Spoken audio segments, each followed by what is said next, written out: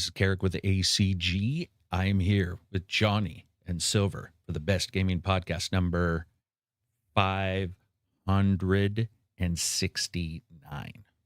Nice. 569. So I had a couple technical issues. Sorry that we're a couple minutes late. Thank you very much to Silver for showing up and hanging out with us. It's going to be a blast. We're going to talk about different stuff. We're going to talk about the Xbox game event where they showed Fable and Forza. Let's see, what else? What was the Dark Souls style game? What was that thing called? Beast of Reincarnation. Beast of Reincarnation. We're going to talk about that as well. And I actually thought that looked good. Did you guys keep track of that? What did you think of it overall, Johnny? I thought it was a bit of a mix between Korra. That was the name of that other game that was a bit more artsy. Okay. But with Wind's Meat or something like that. Mm-hmm. And you have a dog, which they led with that. That was a... So you were happy about the dog? Good idea. You were happy? Yes. Yeah. Straight up, I was favorable because there was a dog involved. So was I. I always like a little bit of animal up in anything I do. Sex, games, whatever it may be. Well, maybe not on that. Except for the loss of the dog in Fable, then. Yeah, well, that's the problem, right? They always do the shit where they decide that they always have to pull at your heartstrings kind of thing. And you're like, dude, we know. We don't need that. You don't need to have the dog killed. I mean, you can if it works out, that's fine. But I get pretty tired of the same old, the sort of like structure of storytelling where they're like, we're going to make sure that you feel, we're going to make sure that you sit up late at night and bask in the glory of your dog's death. And you're like, seriously, guys, let's have a feel good moment here. Yeah, it looked pretty good, man. I thought it was pretty interesting looking. I like the organicness of the bosses. I thought that was actually very different. I'm definitely samurai'd out. I think everybody in the chat said that right away. And then Abzy was watching it with me, with you, I think, as well. But a bunch of us came in here, and they were all saying the same thing. Like, that's great and everything, but you can tell that 5 years ago, people thought we didn't have enough samurai.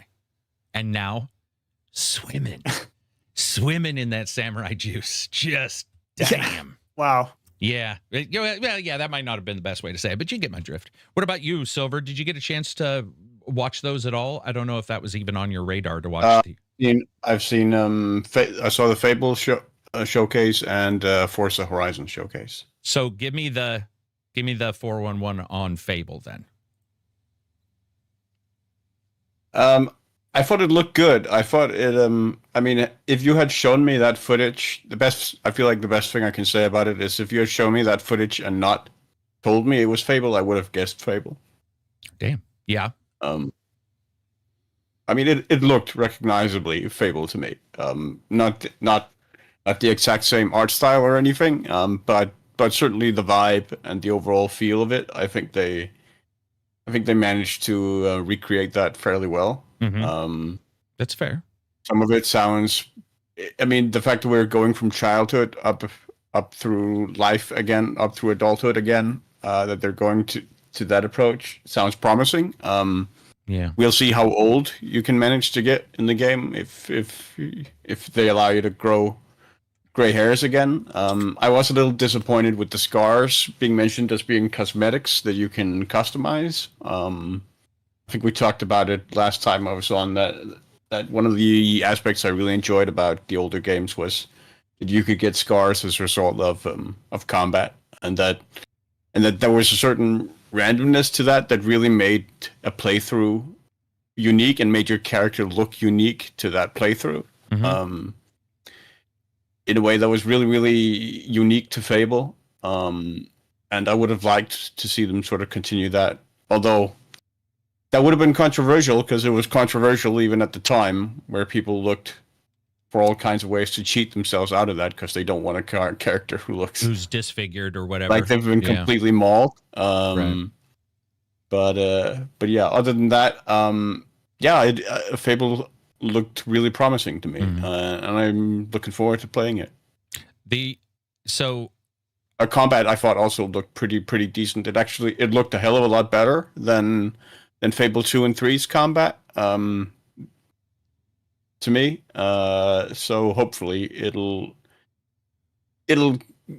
gravitate more towards Fable 1 again, just because for me, combat in Fable 2 and 3 was really an afterthought where there was no challenge to that game at all. I don't think I went down once in like Fable 2. It was just it that game really sort of softened too much, I feel like, to where it really tried to carry the easygoing style too far. So hopefully they've dialed that back a little. Yeah. My thoughts before I continue. Corn Effect, what's up, sir? I hope you're doing well. Thank you very much for showing up for the podcast. $10 super chat from Corn Effect. That'll go directly to the treatment of the riddling disease known as sarcasm that I have and cynicism that I'm going to unleash here right now. Damn, they got a cure for that? All right. No, but the money makes you feel better. You can either, you can do that. So here's the thing with Fable. I would agree. I think the combat looks stunningly better than I expected. And that's because my expectations were insanely low. That it looked like a little bit of Mordor, looked like a little bit of Assassin's Creed, and it looked very doable, which I like the first Fables, but they're a little stick up the main character's ass kind of feel. There's a pivot, sort of a pivot point, camera on eyes kind of thing that I just didn't love, though I enjoyed the games. So we've got that. However, there's Microsoft and Sony are neck deep in fighting. I would say fighting for consumers, especially as RAM situations come up, as all of these issues start to come up where they're starting to fight more and more for the same users. Microsoft decided Fable, which makes sense, is going to be multi-platform day one. Forza is not, also makes sense. They're going to pick and choose. People will be like, oh, it's, you can get it the same place everywhere. That's not the same thing as getting it the same place everywhere day one. Otherwise, that wouldn't be in our lexicon. We wouldn't be able to say those words. So that's a very real thing for people to get into Forza early. This is coming out for everything, and it feels like it. I'm just being honest. I saw it. I liked the combat, but first of all, they spent 15 minutes talking about choices, it felt like, and never showed a single choice until the very end. They just kept talking about choices and showed slow rolling hills. And you're like sitting there going, like, where's the character? Can I see any of this? Then they showed it, and you realized why, because that FPS is low, and that's totally fine. Not an indicator of ultimate performance at all, especially when they're not given a specific date, right? Like, that makes sense. I'm fine with that. But I will say this.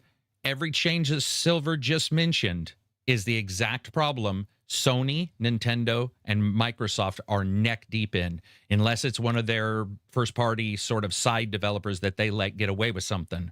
And that's that they're softening. They're worried about everything. They're like, we don't want disfigurement. We don't want a character who looks, we want things to be customizable.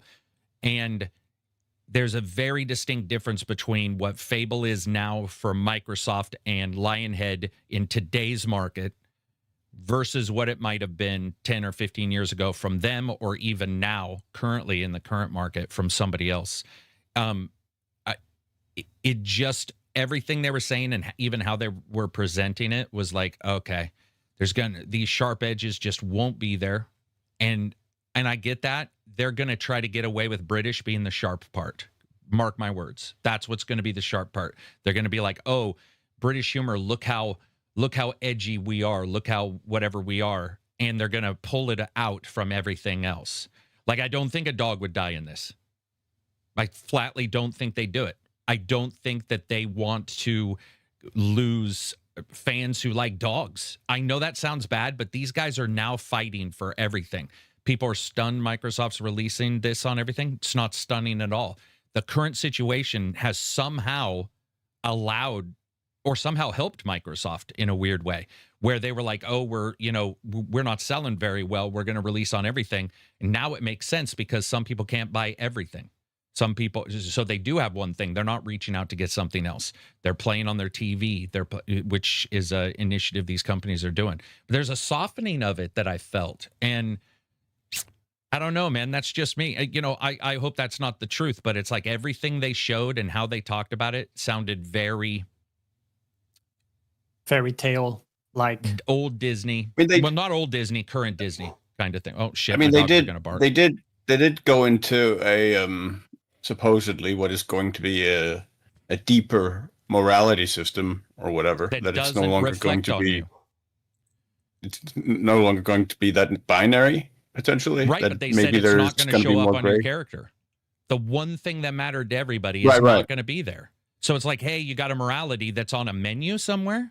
It's not even going to appear on Yeah, well- anything other than that well, little hopefully- fucking bar. Hopefully, they showed that you have reputation that matters to how people perceive you. So hopefully, it ties into that system. I'm sure it where will, it but doesn't necessarily show on your character. It's as much as it potentially will show in the world. Then, right. But I Yeah, guess what but- I'm saying is that's nothing. There's a billion games that are doing reputation with a fucking spreadsheet now. It's like, Yeah, and there are it's- levels to that because it could be palpable, the effect in the world where people start to hate you or a faction dislikes you. But a lot of the times what we see is like, oh, you have to pay slightly more for items in the shop because people dislike you in the town. And that stuff to me just doesn't really mean anything, you know? and that's just going towards the British part I was talking about, the verbal. It'll be a guy going, "You're a Taffa," or whatever. And you're like, who fucking cares what this guy's randomly saying after the 50th time? I'm playing this character. also, I don't even get to reflect it. Like that to me, or it doesn't reflect on me. It's like we're putting guardrails on everything, which just and also you'll undoubtedly be able to gamify it. I would be very surprised if you couldn't, Yeah. because you could in the older ones where if someone does have a low opinion of you, well, you just go use positive emotes on them to boost it back up again, or you hand them flowers or whatever. the Sims fable way of just getting out of jail free by like dancing Yeah. in front of the person for 15 minutes. I mean, hey, Yeah. if I just like somebody, they were pretty and they started dancing in front of me, I guess I would like them more. I don't know, man. You know, I'm not certainly like, I don't absolutely hate it or anything. In fact, I liked what I saw a great deal. It definitely felt, it definitely has that feel of very careful in the presentation, careful. It's not just this games, it's also the future that we see where we have, yes, they do. Games do not have a morality system. Fable talked about yesterday. Bullshit, guys. Sorry. There are so many. You guys need to branch out and play like one more game than you do. A lot of you guys must be playing COD. There are a ton of RPGs out there that have morality systems of all kinds. Guys, come on, man. I'm not standing for the bullshit today. I'm not standing for the fakery where we're going to be like, it's never before seen. Yeah, it's never before seen in a game called Fable 4. Sorry. That's it. Deal with it. You know, I Deal hope with it. they don't I mean, fall it's- into being. I was just going to say, into being so soft around the edges that it becomes forgettable. I kind of had that with the Dragon Age one, where everything was so soft and like, you know, the interactions were so careful in your language. You know, it really felt like everything was forgettable at that point. That is the problem, is that I think when I think that there is a general guardsmanship around these titles where they're so nervous that somebody's taken over for Lionhead. And that's absolutely true. I wouldn't want to do it. I wouldn't. I'd be like, damn, that's scary. They're good developers who are working on it. They're fantastic developers. But the current way in which everything is attacked in the current industry, the current way in which everything is new, you know, dialed down and invest. Speaking of that, you've got your Sherlock Holmes hat, sort of like that. The way everything is investigated down to the fucking nuance. And it's like, oh my God, this guy, he's got, you know, we gave him a tail in the cosmetics and somebody's like, you're saying vestigial tails are bad and he's a bad person? And you're like, no, I put a cosmetic in the game. Well, I don't want that cosmetic. Okay. But it's applied to your, oh, well, then we're taking off these reflections that exist because of the way we act. The very things that mattered in even I would say not necessarily perfect games, but you look at something like KOTOR where over time, you know, you start to get pale, or you look at these games where they just slightly reflect what you've done. I like that. I don't think gamers are so wussified, pussified, or weak that they can't handle it. And if they can't handle it. I don't know if I necessarily think that that's the group Fable should be going for. But because I think Fable needs a hardcore audience again. Fable's got the old people, right? But if you release something that's sort of in this way, you could almost say gentrified. But if you look at something like this getting released into this group, and it just sort of bounces off as another Dragon Age. Not to be, I don't necessarily know if I agree with, like, it reminds me of Dragon Age. I would have to rethink that. But if that is true, there was nothing sharp about Dragon Age. There was just stuff to ding on, you know? There was just stuff to bitch about in that one. And even the people who liked it, it was very hard for them to say there were these distinct edges. But again, if it hits right and that combat's fun, Yeah. then we could be sitting here talking about a game that, like, sort of branched out from the Fable difficulty that it did have. Fable was pretty crunchy. Fable 3 in particular, I feel like Fable 3 was pretty crunchy. Fable, as in not good, you know, clunky. So yeah. I mean, Fable 3 was particularly rushed. yeah. I hope it's good. But I hope it's good. I mean, for my part, I'm pretty happy that they've done away with the cosmetic thing. Because to me, it always felt like a gimmick more than anything. Yeah. It always felt incredibly silly to me. Like the Halo, I never liked it. I didn't like the Devil's Horns either. And again, I mean, even going to like Mass Effect with the Renegade, where in 2 and 3, where you get all scarred up with Shepard as the Renegade, it just felt, I don't know, it felt weird. I guess, and like something that was sort of pushed on as a game thing rather than something that felt as part of the universe. we'll just have to see, because we've seen this so many times in other games. There was nothing surprising that they showed at all. I think that was the other thing, is when we were all sitting, it's like, oh, you can buy stuff, you make choices, people dislike you, shit that's, you can marry people, shit from Skyrim from 10, 15 years ago. The repetitiveness of these kind of titles. Not just from Skyrim, but from Fable. From Fable. Specifically. There you go. Yeah. So there's absolutely, you know, they tried to do what companies do, which is like say, oh, choice, not show anything, which we didn't get to see. The greatest part of the entire trailer was the last 2 or 3 minutes when they said that the giant, if you choose to kill him, his body remains there. And I was like, oh, okay. But they very clearly were trying to point out what they were doing. And I don't know if anybody picked up. I mean, I'm sure people picked up on it because people aren't stupid.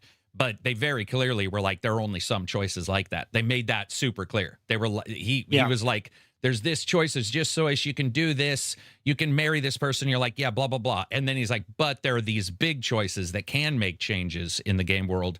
That was one of them. And when you see that choice and you look at that, I don't expect many games to have that many big choices, because you'd have giant bodies laying all over your world or whatever. Yeah, agreed. But it's going to be your one or two big ones. Yeah. But the repetitiveness in which it feels like 17 games merged into one with nothing new was pretty sad. And especially because they've removed so much. The removing of the customization that it was doing on you is such a massive negative to me, in the idea of that I sort of have to control it by the way I play. And I get to I don't get to just choose to look this way. And this is sort of the transmog discussion, where some people are like, I want any armor, but I want it to look like any armor.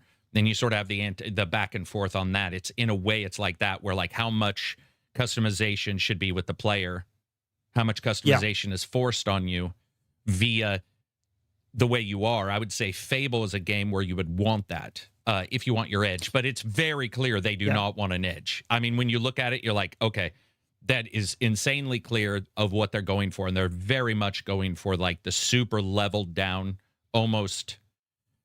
It reminded me of Dream Valley, whatever the Disney game is. Yep.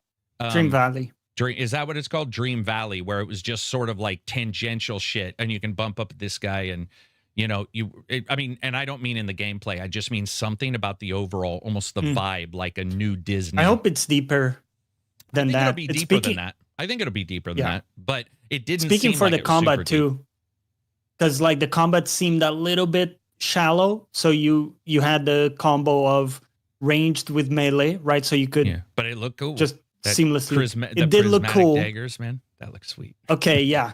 So you had your 4 abilities, right, on your kind of bumper buttons, and then you have melee, which was a hammer, I think they showed, and then you had ranged, and you could switch between.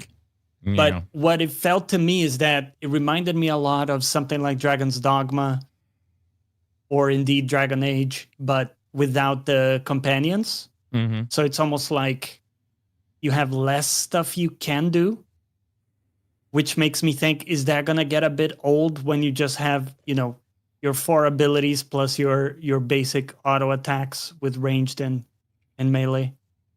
But maybe you unlock more stuff. you they had only magic as showed well. a bit. Magic, yeah. Magic ranged. I like the prismatic daggers. I thought those looked pretty cool. It does look like they removed guns, though.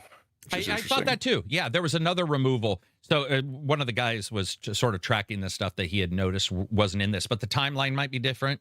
I don't know the timeline. Yeah, for I this mean, one, so clearly it would be different then. It would be like a prequel or whatever. It depends on whether it's a sequel to Fable 3 or whatever. Right. Yeah, I thought the combat was like from what I saw, the combat I thought that looked way smoother. It did look good. It just looked it just looked smooth. I did love the bullshit about the 1,000 NPCs. I was like, oh my god, we're back to the dude. Here we go. You can watch somebody go to bed, and we're like, holy fuck, this is from like 15 years ago, where the same shit is being sold. But I wonder if maybe it's because it was a big deal back then and then expected for years, so people just didn't really bring it up.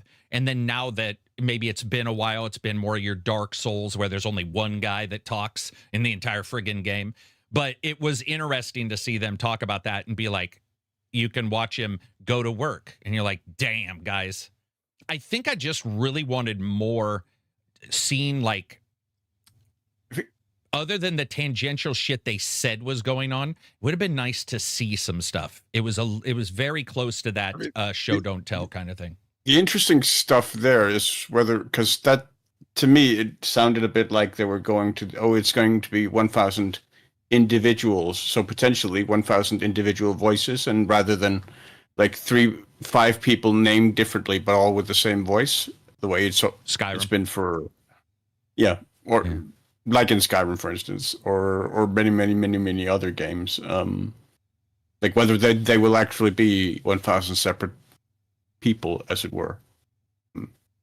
So that's what it seemed to indicate to me a little bit, but I don't know. But it could easily just be the same as it has been. I'm gonna so hope. Far. I'm gonna say I hope it's 1,000 different ones, but that's a lot. That's asking, that's asking. Yeah. That is a lot. However, if you do have a good voice actor, but even then, you could just like you could have like one voice for like 5 people, but then adjust the pitch or whatever. That's it, or a good voice actor. If you could, so Claudia Christensen, who I love, she's in Skyrim, but she sounded, if you heard her talking, you heard her talking as 3 or 4 characters, right? She wasn't able to modulate that well. I like her a lot. I actually really enjoy her. She seems to be really fun. I like her voice acting, and I love her voice, but it's pretty noticeable. If they can get a lot of people that can throw a couple inflections on, I'm fine with that. I'm not going to sit there and count the voices, but I will notice if it's, I don't think it'll be Skyrim level. That's the same person. Yeah. I mean, and so it's also interesting because we've already seen their tools, or at least many parts of their tools, and how they're putting it together. Like the idea of watching somebody go to work and stuff like that. Those are so fun for a brief millisecond. And then you're like, I don't care if he's baking. Right? It's kind of cool though. It is for that brief millisecond. It's very cool. And then after that, you're like, does he teleport to places if I'm not there? Is he really walking? We saw it with Assassin's Creed. You just follow them around. Origins. Yeah, you follow them around. That'll be fun for a bit. Bring bricks from A to B. Back and forth. I will say one thing though on the subject of Fable possibly becoming too famed that they retained. I noticed was you becoming a landlord potentially. Yeah, because that was a significant part of the previous Fables, particularly 2 and 3, was that you could basically become a slumlord. Yeah. Yeah, we'll just have to see. I mean, they made it a big deal that people occasionally have graffiti on your name when you talk to them. It's like, you know, you're a rich twat or whatever. And they seem to be super excited about the word twat. So, like, I don't know. I need to see it actually make sense, because a bunch of titles on something is far closer to a Sims that's more action-packed than it is you know, like something that you see a tangible effect occurring. And it definitely left a lot to be desired in that fact. But I did like the looks of everybody. I will say, customizable character, huge bonus, because I think a lot of us were looking at those characters going, ruh-roh, especially the main character in the original trailer. You were like, this is, you know, I'm not quite sure what's going on here.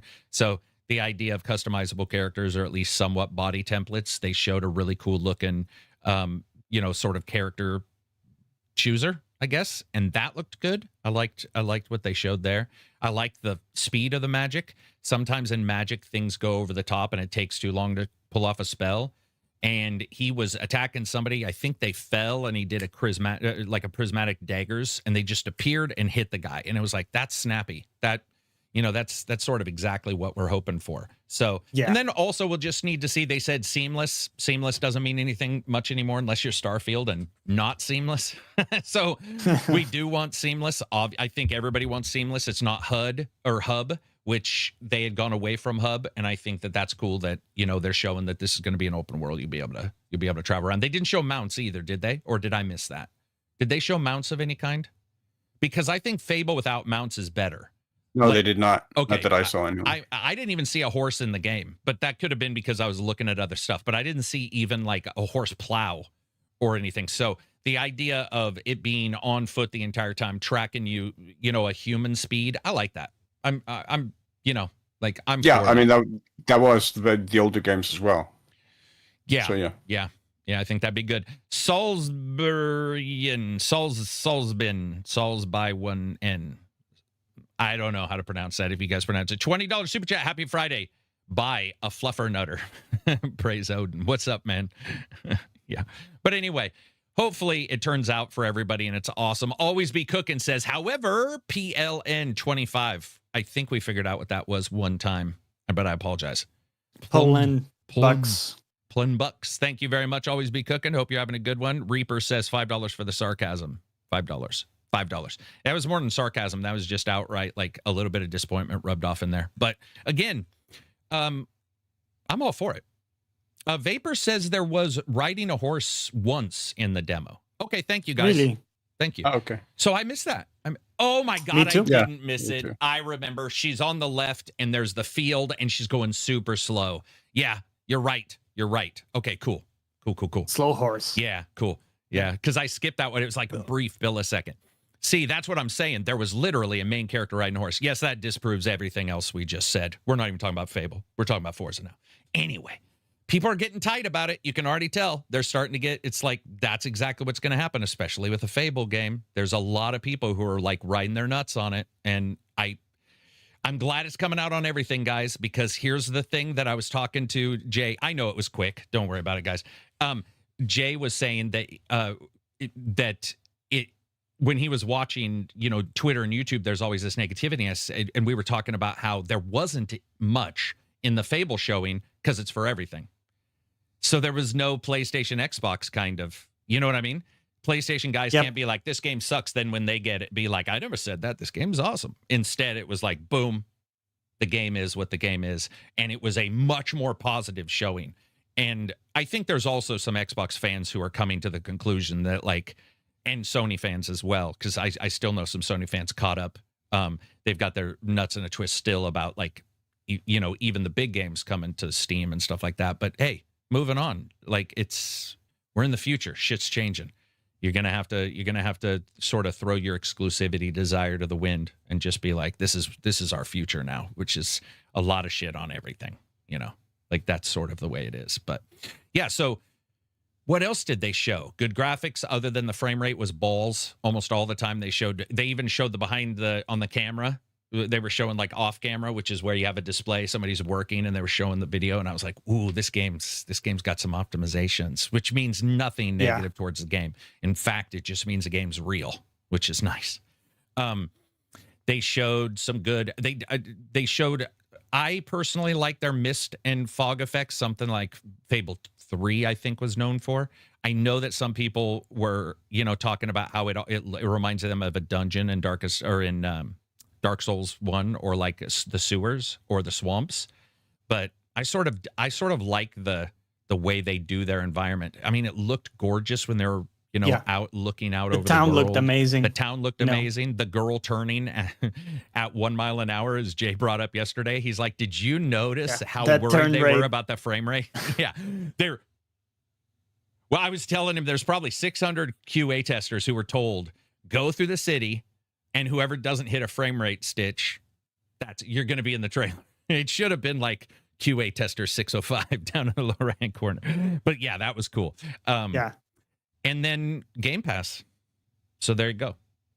That's like, people are going to be able to get into it, full price or whatever, but, be able to get it any way, shape, or form, which is always good, I think my interest has gone up significantly since the prior showing, which was just the CGI, I think, but everything that was talked about until now, I wasn't that interested. What do you think? No, What's I do your think interest level now? I think it's enough that I probably will play it no matter what, to get a feeling for myself. Yeah. All right. I like those types of games, man, with your, exploration, your magic abilities, melee plus ranged. Again, it reminded me of Dragon's Dogma for the combat and stuff. And I love that setup. I don't remember. Did you play the older ones? No, I never have. Although they included parrying in this one as well, which is now, every game needs a parry nowadays. True. Every game has to have a parry. This is Shattered Cowboy Glass. is sold if a PC console exclusive goes to PC a year, or if a PS console exclusive goes to PC a year or two later, I don't give a fuck. I already played it. Damn. I mean, yeah, or if the frame rate was bothersome, you can get it on the PC later. But yeah, I think a lot of people are like that. Wherever it comes first, you play it, and then not too worried about it after a year. Doesn't make a lot of sense to worry about it after a year. I mean, I agree. If you've already played it, what do you care? Yeah, it's not. It's an odd discussion, but it's a discussion that's dying out so quick that I mean, it's I see it less you want and to try less. playing it with with a mouse and keyboard. Mouse and keyboard, yeah. A shooter in particular, right? Like, or what's the game that you guys play? The multiplayer game on the big one that came out for Sony and PC. Oh, and came out for Xbox later. Helldivers. Yeah. I mean, some people may just want to jump in with a mouse and keyboard on Helldivers, and if it's not supported on PlayStation supports some games. I know Microsoft does too with mouse and keyboard, but you never quite know. Yeah, it'll be cool. Did they talk about the lack of body morphine? I don't know if they did, but lately or later, it did state that those are not there, the horns and stuff. So that's fine. Depends on the games. Mod could add thousands of hours to a game. Yeah, also body morphing in terms of maybe becoming obese or something with overeating, or that being a potential thing. I hope so. Because I want to give the fat landlord, the fat evil landlord, the look, right? You want to, you know what I mean? Yeah, it's like if you're going to call me whatever they called him. You also have to remember the mustache then. Yeah, true. The slight porn mustache. Please bring Ghost of Yotai to PC. I And don't the want to top buy hat. a PS5. I don't want to be a PS5. I don't want to buy a PS5 just to beat it and return it. Beat it and return it? Can you even fucking return a PlayStation? Oh, he means the PlayStation itself. Return the entire PlayStation. Dude, borrow a PlayStation. Oh, wow. There's got to be somebody near you that's got a PlayStation. Rent a PlayStation from your pal for $10 or something, right? I think there's probably I think most people have a friend around them, unless you live in like Anchorage or something like that. Should go grab a friend, ask him to borrow his PlayStation, man. Go halvesies with him, or him or her, or they or them, just sort of figure it out. Let's see. Fable 2 was great. I remember how you wouldn't become rich by adventuring. You had to actually do jobs. So, yeah, they showed jobs. I thought that was cool. They showed some, you know, forging. But I hope there's more. I hope there's more than that. We'll have to, I'm sure there will be. Maybe some farmland, maybe some animal husbandry. That'd be cool. Oh, yeah. In other terms, that just means raising animals, just in case anybody thinks that. It did get a little grindy in Fable 2, just standing there in the blacksmith, hitting the mini game over and over and over and over again. That did get a little old, honestly, for me. Speaking of forging games, real quick before we go to Forza. So I got to play a game that is all about forging, and it was quite interesting. It was not what I expected. It's called Blade Song. And it's on Steam. The developers gave me early access, like, you know, jump into it. And so basically the entire game is forging. There's I guess you would say, a visual novel part that is also in the game. And the visual novel part is like at the end of the day, you can go around and there was a bit of a story there that was a little hard to exactly track. What they were trying to do with that and how in-depth it would be. There's a little bit of a visual novel section where you basically went in and you could talk to people in your area. You could there was actually a stealth section in the visual novel game where I was trying to get, you know, through or get past a bad guy to get some materials. But most of this game, Blade Song on Steam, most of this game is basically forging. And it's forging from like starting steel. So you'll get these jobs and people come in and they'll say, I need a sword of this kind. I need it to be fast and sharp. I need it to be well-balanced. I need it to be scary, which I thought was pretty cool. The one guy's like, I don't give a fuck if it's sharp at all. I want that thing to look scary as hell. And I was like, okay, that's actually a pretty cool idea. And you have the ability to do width, depth, so you can make a fatty, right? That's almost a block with some slightly sharp four corners because it's so thick it's still a rectangle. Put a hilt on there. Then you start getting books of knowledge around the game world by buying or finding them in rubble in the visual novel part that gives you like new hilts and new, you know, all new, not sheaths, but new ornamentation that you can do, new colors that you can dye the leather and that kind of thing. And as I was playing it, I was thinking that, like, I don't know if anybody wants to do this, but I feel like a game like this based on forging, when I tap a piece of metal, remember how you heated stuff up in Kingdom Come? That doesn't happen here. You just hit the metal. And I think that that's sort of vitally missing, at least from what I saw in the part that I played. And I probably made 40 swords, you know, or repaired swords. And most of it's just hitting the sword to make it longer. You do get to draw where you want to put the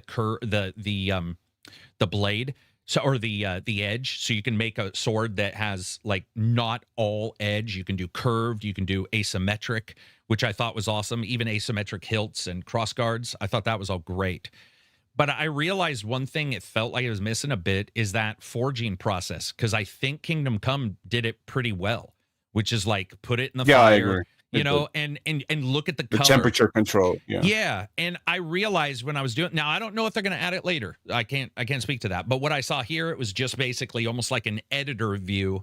It was sort of like a shadowy editor view and an anvil and your hammer and your block of metal. That being said, if you look at their demo, and you look at their trailers, there's some crazy swords people are making, like some Final Fantasy level intricacies, you know, where it looks like 57 Chevy bumper mixed with, you know, all kinds of shit you'd see on an old European gate, right? You know, the ornamentation. So that was cool. Different painting you could do on the color of the leather and stuff like that actually sort of augmented a different hand. You could do hand and a half, you could do two hand, and you could put different parts of a hilt on there to make it flow or make it not flow together. I really liked all that.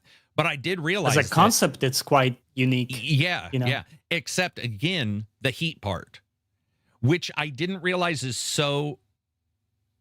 It feels like it's so intrinsic to the forging now that I've experienced it in some games that do it. And a game like Kingdom Come that makes you watch it pretty carefully, not super carefully. It's pretty easy to do, but it's still a step that I did notice that missing. When I was just hammering the metal to get it longer, and they'll be like, hey, I want it sharp, long, one-sided, and you'll get these little check boxes, and you have to hit those to sort of get it to line up. And as I was doing it, I was like, the lack of the fire is sort of a lack of an effect. It's a lack of feeling like you're in the forge versus just in an editor, almost like a sword editor. Yeah. Like an Unreal sword editor. But I did like a lot of what they were. I liked a lot of the idea of going sort of crazy on the designs of weapons, because while I liked Kingdom Come, even the most crazy weapon in Kingdom Come was like, here's a bigger sword.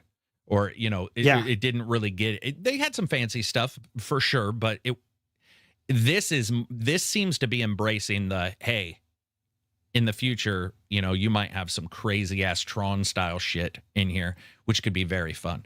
But again, and I think I saw some 3D printing in the trailer. Maybe you mean getting the STD file? I think that's literally STD. So I'm not, but the file and then giving it to a printer. Oh, cool. Okay, there you go. Yeah, that'd be pretty sweet. That's Make yourself interesting. some. Yeah, that'd be very cool. But I liked generally what I saw. It's really lean. It's really bare bones. But once I saw it, I was like, I'm gonna give these guys a shout out because they're doing something slightly different. It's really lean, but there is something sort of cathartic about sitting, even in the editor view, as I would call it right now, and building those swords. I did actually enjoy it. And it is cool because they'll be like, you need to sharpen a sword. And at first I was like, ting, ting, ting, ting, ting. And it took like 6 minutes for me to get it just right. By the time I was done, I was like, shabam, shabam, shabam, shabam, boom, done. And just being like, that's the way it is, That was so cool to me that I was just like, you learn that skill, right? Just like you would in Kingdom Come Deliverance. And that was fun. That was actually, even for a lean game, I was like, God damn, that was actually really enjoyable to get better.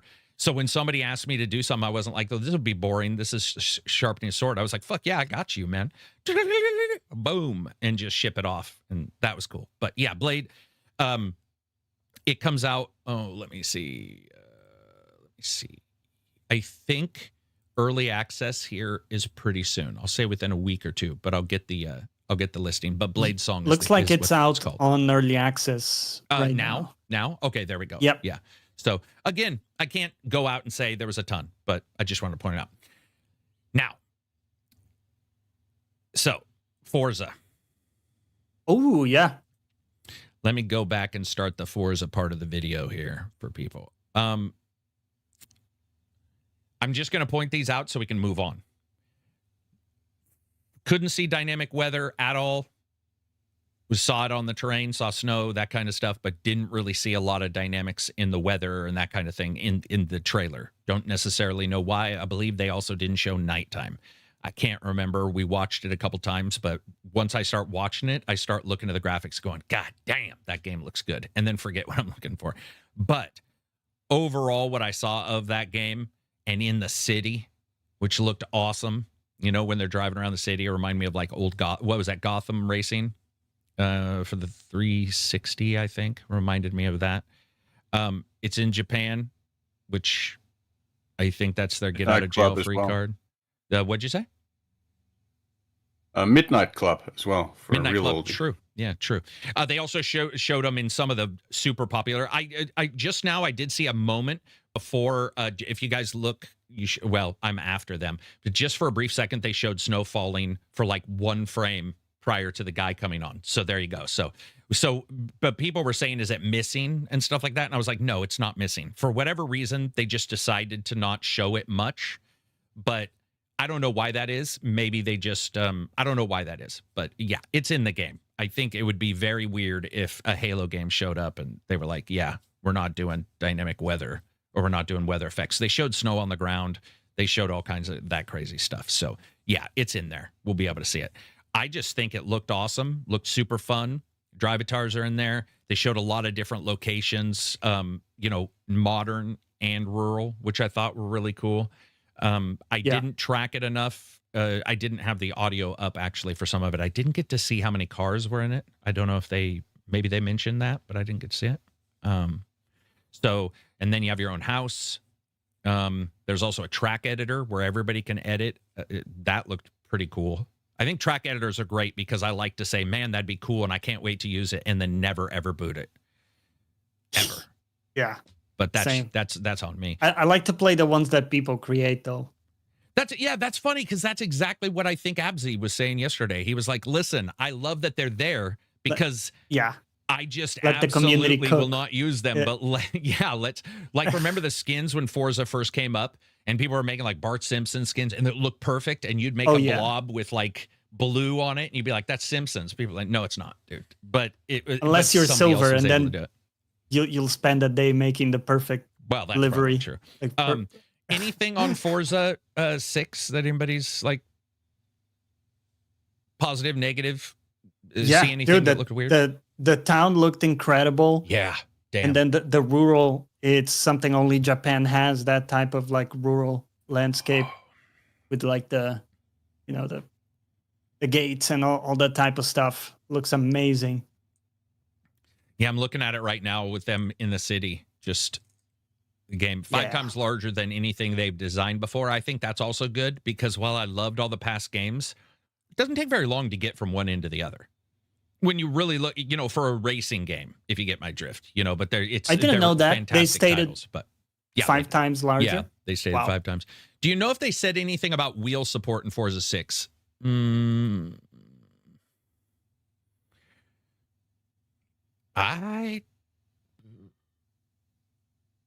don't think they did. I don't know. Maybe they didn't say anything about wheel support. I would be so surprised. I mean, it may not be the best wheel support, but I feel like it's a racing game from those guys. It should have some racing support. It should have racing support equal to motorsport, but I don't know if that's Has it been good so far? I believe it's always been a bit weak in the total number of options. And I think I could be, there we go. I don't want to go backwards, but I saw subtitles that said something about, I think it said 600 cars in chat. I'm talking after they're going to see it. Damn it. So hopefully somebody sees that. But I think they said 600. So there you go. Damn. Anything above 200 is pretty good for day one. That's a lot of cars. I did think I recognized a couple of the sections of the track from the rally track, the Rally Japan track. Oh, okay. So that looked pretty cool. That'd be cool. Yeah. Yeah. They say more cars than day one ever. I'm seeing some pretty wicked like car mods on it too. A lot of aftermarket stuff with blowers and shit, which I always love. Like to put a blower on like a Hyundai Genesis, something that doesn't fit. Yeah, I don't know about the VR thing, man. That'd be great though. What is there to say about it? I mean, there wasn't too many surprises. It looks good. It's Forza and it's in Japan and it's Horizon, which I think for most people has probably replaced motorsport. Obviously not a sim fan, but they probably aren't going to motorsport anyway. I think graphically, do you think? No. Did you notice they're doing something different, or is it a little bit like on par with graphically? I would what they've say, done? yeah, no, I would say it's on par. I mean, their graphics are so fucking good, dude. Yeah. They know what they're doing with the lighting engine. We're at a point to where if you did see a massive change, it would be like ray tracing in some particular part when there's a puddle. You get your cyberpunk path tracing puddle, love on. But that's about it. The lighting they show is awesome. To be perfectly honest with you, I stopped caring about graphics in racing games 8 years ago. 8? What was the game? There wasn't any particular game. It was a mix of Horizon, Motorsport, Project Cars 2, F1. GT. The graphics just reached a level where this is great. I'm fine with this. I just want the gameplay now. I mean, I would honestly say that's sort of what I meant when I was saying I didn't really notice much, because I feel that like racing games, Drive Club is probably still one of the most phenomenal looking games of all time. And that game was a PlayStation 4 launch title or close to it or something, and it was 30 FPS. Yes. But its weather effects and snow and water effects are still to this day. Like you see it and your brain is all, what the fuck? That is amazing. So I remember playing. I remember when Need for Speed Shift came out. That game really blew me away with nighttime driving. that was a game that also had a really unique first-person view in that it put you inside the helmet of the driver, as it were, of the racing driver. So it could be a little bit shaky, like a first-person view inside the cockpit. And then you had the nighttime driving in that game that was just insane. For like visibility and what made night driving really, really scary, and really unique. And I remember that being a completely unique visual experience for the time. They're also saying that auto drive is back. I don't know if you guys remember auto drive, but basically auto drive is if you don't want to drive, the game drive for you, because you want to look at the world and sort of watch it. And here's the thing about auto drive that to me would set it above and beyond. Auto drive's great. Maybe somebody who doesn't play the best wants to play a little auto drive because if I remember right, it's soft, meaning you can take control and then let go, and so like a kid could learn. But do you know where auto drive would nail it, guys? Is if they really went nuts on the cameras. The one problem with a lot of these games on cameras is you switch between cameras and it's like pan camera, corner camera, side saddle and you're looking at this camera view going, this is more for a screenshot than for like auto mode. But imagine if somehow they used a system in place that made it feel like a movie in a car chase, like car chase camera. And it wasn't just here. There was something about, about it that was sort of fuzzy logic, where dynamic, dynamic, and it sort of made it feel like it was where it goes into like the driver's seat for a second, as two people are close, and then shows right at the checkpoint. I don't know, something like that. Yeah, I think that more would be cinematic. Mm-hmm. But I like the idea of it. And guys wearing the same color beanie as me. I like the idea of it. Everything they showed, little places, special places to race, your homes, and then your ability to create your own levels. I mean, I think that's a positive, other than, again, I won't use it. The game looks great, man. They just, it's Forza, right? They just know what they're doing. They can make a great game. Yeah, they know what they're doing. So then we'll talk about the Pokemon people. What was their game called? Beast of Reincarnation. Beast of Reincarnation. So, it's crazy. It's the Pokemon people. I had to double take on that. And FPS apparently isn't going to be a fucking monetization here. You're going to get at least 30.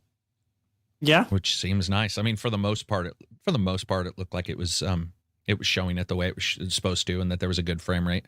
They talked a lot about their work on Pokemon, adjusting and sort of helping them create the creatures. And I will say this, from what I saw, I sort of agree.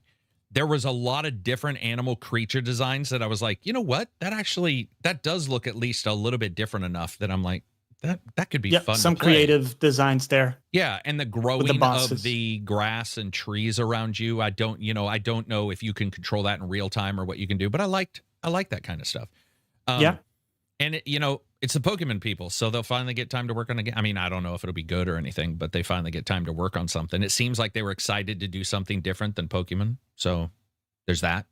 And from what I saw, I mean, like we talked about at the starting, I like dogs. The fact that you can have dogs is always positive. And you can fight with your dog. He's got some badass special moves. Yeah, fight with the dog on your team. Yeah. Have him fight with you. I thought it was like an arena where you and the dog go to town. Then we'll go to Kiln. So Kiln is what's the company? I talk about them all the time. I can't believe it. Psychonauts. The Psychonauts guys. Double Fine. And it's Pottery Barn multiplayer battle arena game, which, gonna tell you straight up, I'm quite sure I would never have come up with that idea for a game. Yeah, ever. Didn't have that in the bingo card. That wasn't on any card, man. I like that. I think it's really good. Oh, and Manny's asking a question. What would you like to see in Forza Horizon 6? What do you make of Crimson Desert going gold? Sorry about that, buddy. Didn't mean to miss that. We got into random yakkery. In Forza Horizon, steering wheel support. There we go. Good steering wheel support is what I would like to see. And Crimson Desert going gold makes sense because of the delay. I think Crimson Desert going gold a month and a half or 2 before it coming out makes sense for sure. But sorry about that, man. I didn't mean to miss your super chat. Sometimes it happens. Excited about that rally one. cars. For sure. Just classic rally cars, and I'm a happy camper. Oh, okay. Yeah, that makes sense. I get that. Let's see. Game Freak has done a few games before that are not Pokemon as well. They are not received well. Yeah. That makes sense. That makes sense. I think this one looks like it would probably be received well unless there's some massive negative against it. But back to Kiln. Double Fine's awesome, man. Double Fine has their own internal little indie dev incubator where everybody can come up with an idea. Keeper was one of them. And now we have Pottery Barn, multiplayer, smash them up. Yep. I mean, it looked goofy. People were joking, saying, wouldn't that be amazing if it got to Evo and it became one of the esports fighters? Probably will not happen, but that would be phenomenal. Everybody's going to make a pee-pee or a butt. That's going to be like the first things made. We all know that. But what I did like was, depending on the shape of the pottery you make, it has different attacks and different abilities, which I think would be crazy if it didn't, but I'm glad it is in there. It looked fun. And I think that there's a lot to be said for a game that looks like it might be fun. It's not trying to be the greatest thing ever. It's just them letting a dev. Guys, think about it this way, man. It lets these devs work on something that they want to work on that's slightly different, which means there's a higher chance of them not wanting to leave. You know what I mean? And not a lot It's of a game devs, with an emphasis on the game part. yeah, and not a lot of devs want to leave. I'm not saying that. In fact, a lot of devs I know who are working on Call of Duty love working on Call of Duty. It's sort of a huge myth spread probably by YouTubers that like everybody wants to leave. That's not even close to true. But if you want to and there's the option, that's even better. And with Double Fine, that's what they do. They're just like, hey, everybody come up with an idea and we get Pottery Barn. I don't know. I don't know. It looks fun. It looks fun. I mean, it doesn't look like the biggest game in the world or anything crazy like that, but we've had a lot of battle games like this that have been enjoyable, where like Xbox Original had these games that you just sort of jump in. What was the one? I think it was Xbox Original. So the one with the crabs. There was one with crabs. There was one where you were in the balls and it was like an arena game and you were inside. It was like almost like a American Gladiator, but you were inside of the roly hamster balls, and I think it was an Xbox Original. Oh, but it was, I mean, at least for my friends and stuff, that was one of the most fun, enjoyable, just sit down and play with your friends games. So there you go. It's kind of a fun idea because it's a brawler, but you are easily breakable. Yeah. Pots. It's kind of a fun combo there. I still think they're missing out on having it to where there's lives, but you can decide how much you want to kill in your pottery before you go out. So like your friends are like, we're three, it's 2 versus 4 out here. Can you guys come in? You're like, I haven't heated enough. If I come out, I'm that's gonna be an super extra brittle. layer. I'm gonna be tactics. I'm gonna be super brittle, but I'm gonna hit hard. So you could make a Rio glass cannon. Like that idea is sort of, to me, is sort of exciting. I don't think that's in the game. Fusion Frenzy. Damn, you guys are on it. Thank you. Yeah, Fusion Frenzy was awesome. So these kind of games, they have a history, man. Seems like people genuinely like them. I'm excited. And some of them can really blow up on Twitch because like big streamers play with other big streamers, and then sometimes you have, if the game is good, it can really pop off. Yeah. Like Fallout guys, this type of stuff. I don't even know what that is. Fallout guys? Remember the one with the goofy Isn't dudes that a band? Or is that were, Fallout Boy? I think that's Fallout Boy. Anyway, go ahead. That's the band. Yeah. Sorry. Fallout guys. Huh. Yeah. Remember that you would do like, it was like one of those challenge course thingies that you would see on TV. Okay. But you have these goofy characters you try to take through, and okay. Yeah, and there would be multiple rounds you had to go through. Yeah, multiple rounds. Running through a gauntlet. Yes, and then you'd see the 50 people, and like the people who fell, we're being consistently eliminated. Okay, yeah, I remember something about it. Yeah, definitely. I did see it, I think, in a lot of YouTube shorts where they were doing sludge videos. But Fallout Boy is a good reference. Yeah, that's what I thought. respect I it. mean, legit thought. I was like, Yeah. I feel like maybe that name's wrong. Fall Guys, the pink bean creatures. Human Fall Flat. Human Fall Flat was good. One of my all-time favorite YouTube videos is actually a kind of a let's play of Fallout, that game, where Lando Norris, the F1 driver, plays it. But as he's playing it, he's freaking out because there's a wasp in his room. And he he's just playing basically Fallout goes into Boy? Fallout Guys? Yeah, and Huh. he's basically going into like hysterics, chasing after the wasp with a vacuum cleaner and everything. Awesome. It's awesome, man. Like Doesn't on the- matter how much of a badass you are. If there's a wasp in your room, shit's getting called off till that thing gets out because you don't want to show up with big old... like, it's metastasized, guys. It's got its own language. It's the great equalizer. Doesn't matter how jacked you are. Yeah. Like, dude, I was out in my backyard fucking just absolutely destroying a stump with a chainsaw. And I was like, my leg hurt for a second. And I thought maybe it was a piece of wood had flown on. So I just kept doing it and it hurt again. Looked down, just covered with fucking wasps and bees. Because I guess the poison hadn't got far enough in the stump, and that shit hurt. That shit swelled up for days. People are talking about video cards. Yeah, video card thing is it's pretty rough. Maybe we'll talk about that in a little bit. But anyway, yeah, man, it's very cool to see these games.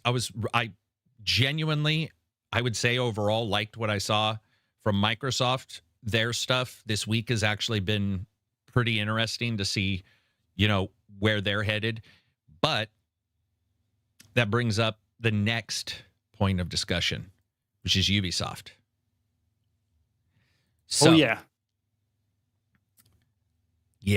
So what, 6 games canceled, 7 games canceled, 6 delayed, or vice Prince versa? of Persia. You did a whole I video think it on was this. 6 games canceled in all, including Prince of Persia. By the way, I was told Beyond Good and Evil is not in that list. So the moment it was live, I was like, no, that's not. And then I think there's been other people who now have also done. I didn't do a video on that because I knew that one wasn't canceled, but I think somebody else also posted. It might have just been Reddit, but that one at least is not on the current list. Ubisoft really does believe in that game, even if you don't, or I don't, or whatever. But yeah, Prince of Persia was canceled, and they basically went out and stated they just didn't hit the quality. But they also stated very clearly it doesn't mean they're done with Prince of Persia. And what did we say 2 years ago, 3 years ago? Be prepared for more and more companies to start canceling games, looking at their title and saying, it's not where it needs to be. We're rolling this back, and that's what they're doing with this game. It would also be insane if they were done with the franchise, given the success of the roguelike game. That's exactly right. That's exactly right. And the idea that people are mad that they that they canceled it, that those people wanted to play one, they know that.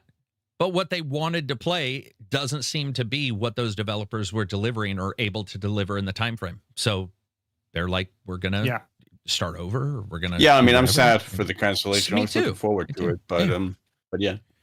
And I mean, it was clearly a game in trouble. I mean, it has been for a long time. Thank you. Because I could not figure out why anybody was surprised that game was on the list, because it was in trouble. I was going to say, I was not surprised at all. Yeah. The other cool thing about this is they split into the 5 houses like a fucking Fire Emblem game. So they have, which was so weird, but basically 5 houses. Right. Their creative house, their sort of cinematic house, their indie or smaller house, their game house, maybe is what we'll call it. And listen, I think that's the smartest. I think that should have happened back when Tencent did the split, that they should, because remember, we talked about this. If Tencent does their little split, what's happening with Ubisoft and no one knew? It was just sort of like these other games are over here, but there was never any really talk about the other games and their restructuring. Now it's a whole restructuring across all of them into 5 houses. And I actually think that's smart. They report to themselves, then they report to Ubisoft. So they're sort of their budgets, their finances are all controlled by them.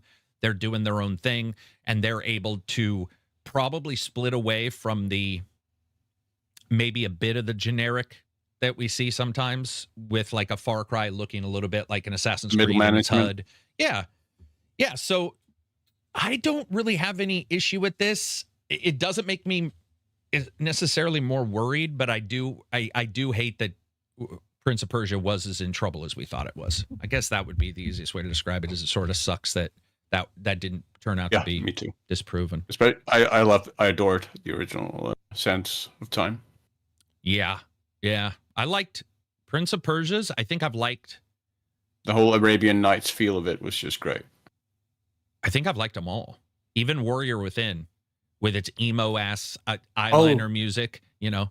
Yeah, banger music. I'll take you on. I'll take on it. I don't know. That they weren't in there. Obviously, it was too early. But yeah. They're it just. And like the something. barely dressed female characters at times. I'm definitely more for that. But no, dude, they've done a pretty good job with them. They've been generally fun. The roguelike was good. A lot of people love the roguelike. So there's a lot of places did they it could do go.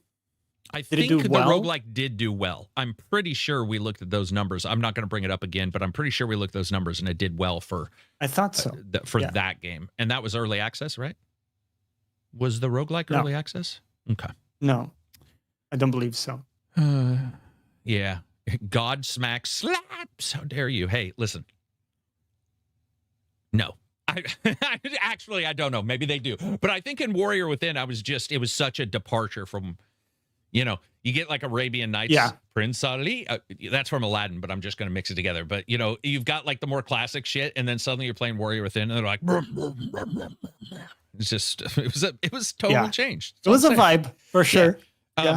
So I think technically this just helps them. They are in trouble. They sell games insanely well, and then their stock still takes a hit. You see like a Shadows, which did really well. Valhalla's too old now to really matter in this discussion, but I think as an outlier, it's still crazy sales. Mirage, I think, did pretty well over time. I could be wrong on that, but I'm pretty sure Mirage actually did. I'm pretty sure I thought it only did okay, and we looked up those numbers a couple months ago, and it had actually done a great deal better than I thought.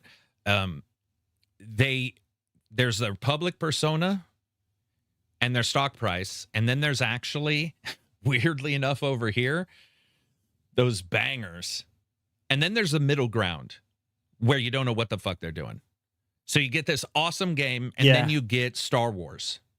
And I'm not saying Star Wars wasn't a game and had good parts, but it wasn't where I think people who thought Star Wars plus Ubisoft might equal good was. It didn't hit that. It was like, And then Avatar, I think, was pretty goddamn good, but it was an IP that just isn't for gamers right now. It feels like Avatar is a movie IP and solidly in that. And that for some reason you go to the movie to see it and you're like, wow, that's amazing graphics. I have no interest in playing this 9-foot blue cat. I don't know if that's true, but it feels like there's no pull. Like even in groups that I know who just like a good shooter, Far Cry didn't, or I mean, sorry, this one didn't nail it. And then you have Far Cry, which has misused villains, still sold well sometimes, but is sort of also meandering around. And the new Far Cry, guys, the rumors we're hearing about the new Far Cry is weird.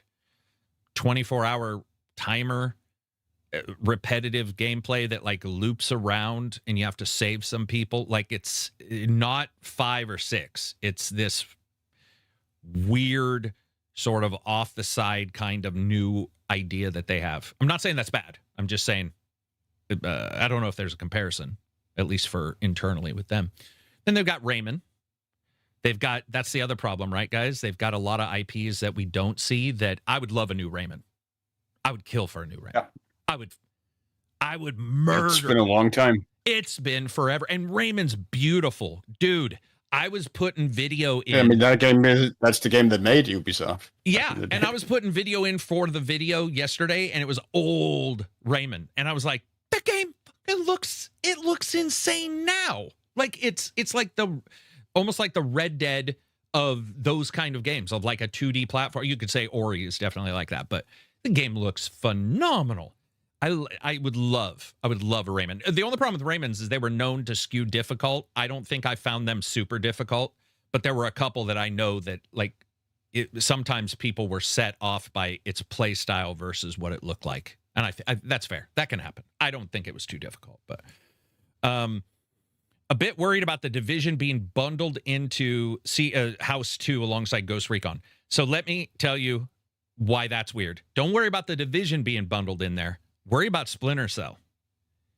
Is that not weird? They took Splinter Cell and they bundled it into the group that handles like service games. And no, that wasn't the group. The group that handles service games was the group that handles not the Division, but Riders Republic and all For Honor and all those other titles. I'm pretty sure Splinter Cell got into the wrong group, because I'm pretty sure that's what he's bringing up too. Was that Splinter Cell it's not in the group you would expect it to be in. To me, it felt like it's in the Tom Clancy group, basically.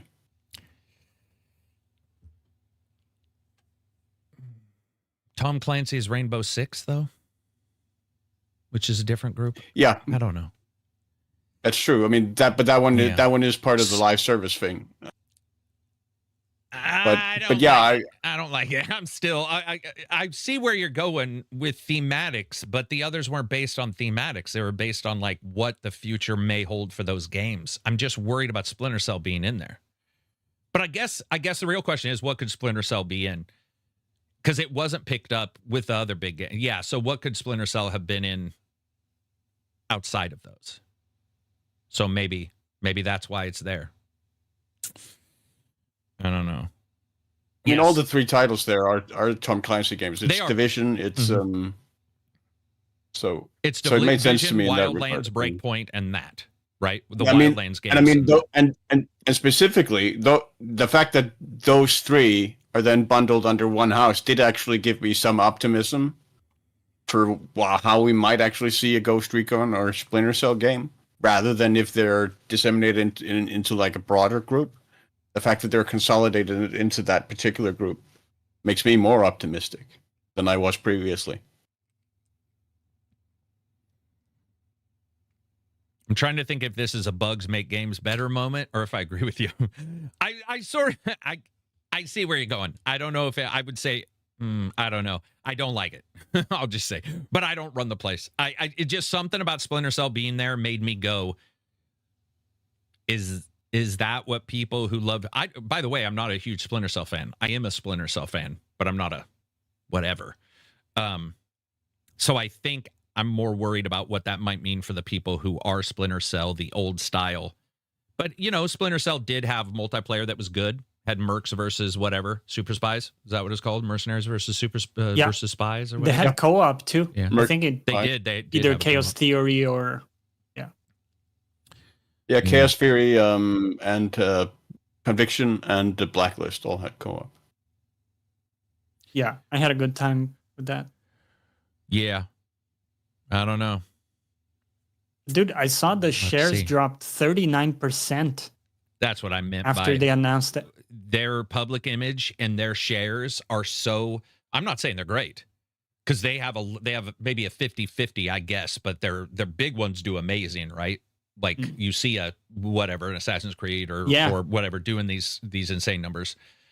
And then you see this side, which that's why stock price has always been weird to me, because I think when we looked back, Valhalla had done really well and stock price didn't go, which is a big indicator if you do buy and sell that there's something wrong with that stock price where it is, when you see like that much income coming in and you're not really seeing people leap. There's almost a atmosphere around that stock that maybe like don't touch it kind of thing. I love my Splinter Cell skins in Division 1 and 2. I wore them once. Didn't really like them. But I did like Divisions. Some of Division's customizations are really good. Just depends on the one, I guess. They have some crazy customizations. They're also great in Breakpoint to use the third echelon skins there. Nothing can be good in Breakpoint. I'm just joking. I'm totally teasing. Oh, man. For Honor, the Crew, Skull and Bones is CH3. Yeah, that one's weird, too. That's like their MMO, or I don't know what you call their games that are like online but more. Yeah, that is their live service stuff. Yeah. But it's not their live service. It's like, maybe this is the problem with Ubisoft, is Maybe they've got too many games. That's their quadruple A, specifically. Skull and Bones. Maybe that's the problem. Maybe that is the problem right there, is that they do have an identity crisis in what they're offering. They offer a lot, right? And maybe too much. Yeah, they let's do. see. Breakpoint broke all the love I gained from Wildlands. Yeah, I don't really blame you, but I will say, I mean, they did do a lot of support for that game. They did kind of go back and really listen to a lot of the feedback they got for that game and really address a lot of the issues. To where where that game is at a much better point now than it was at release. And there's no denying that Wildlands was not absolutely spectacular day one. Wildlands had a ton of patches. It had all kinds of issues when it started up. There were bugs. It really didn't come together very well. And even when it's patched, it's enjoyable, but it's not like it was the best game ever. And then Breakpoint launched in some of the same state, which I think it's almost like it didn't burn me as much as it reminded me that those type of games from them launch in a very particular way, which is almost always needing a shit ton of patches. But yeah, they patched up Breakpoint a great deal. Breakpoint now has the better gameplay, where to me, Wildlands still has the better game world. You know what? You might be right. Actually, Wildlands is so fun to explore and shoot, but it gets pretty messy once the action hits.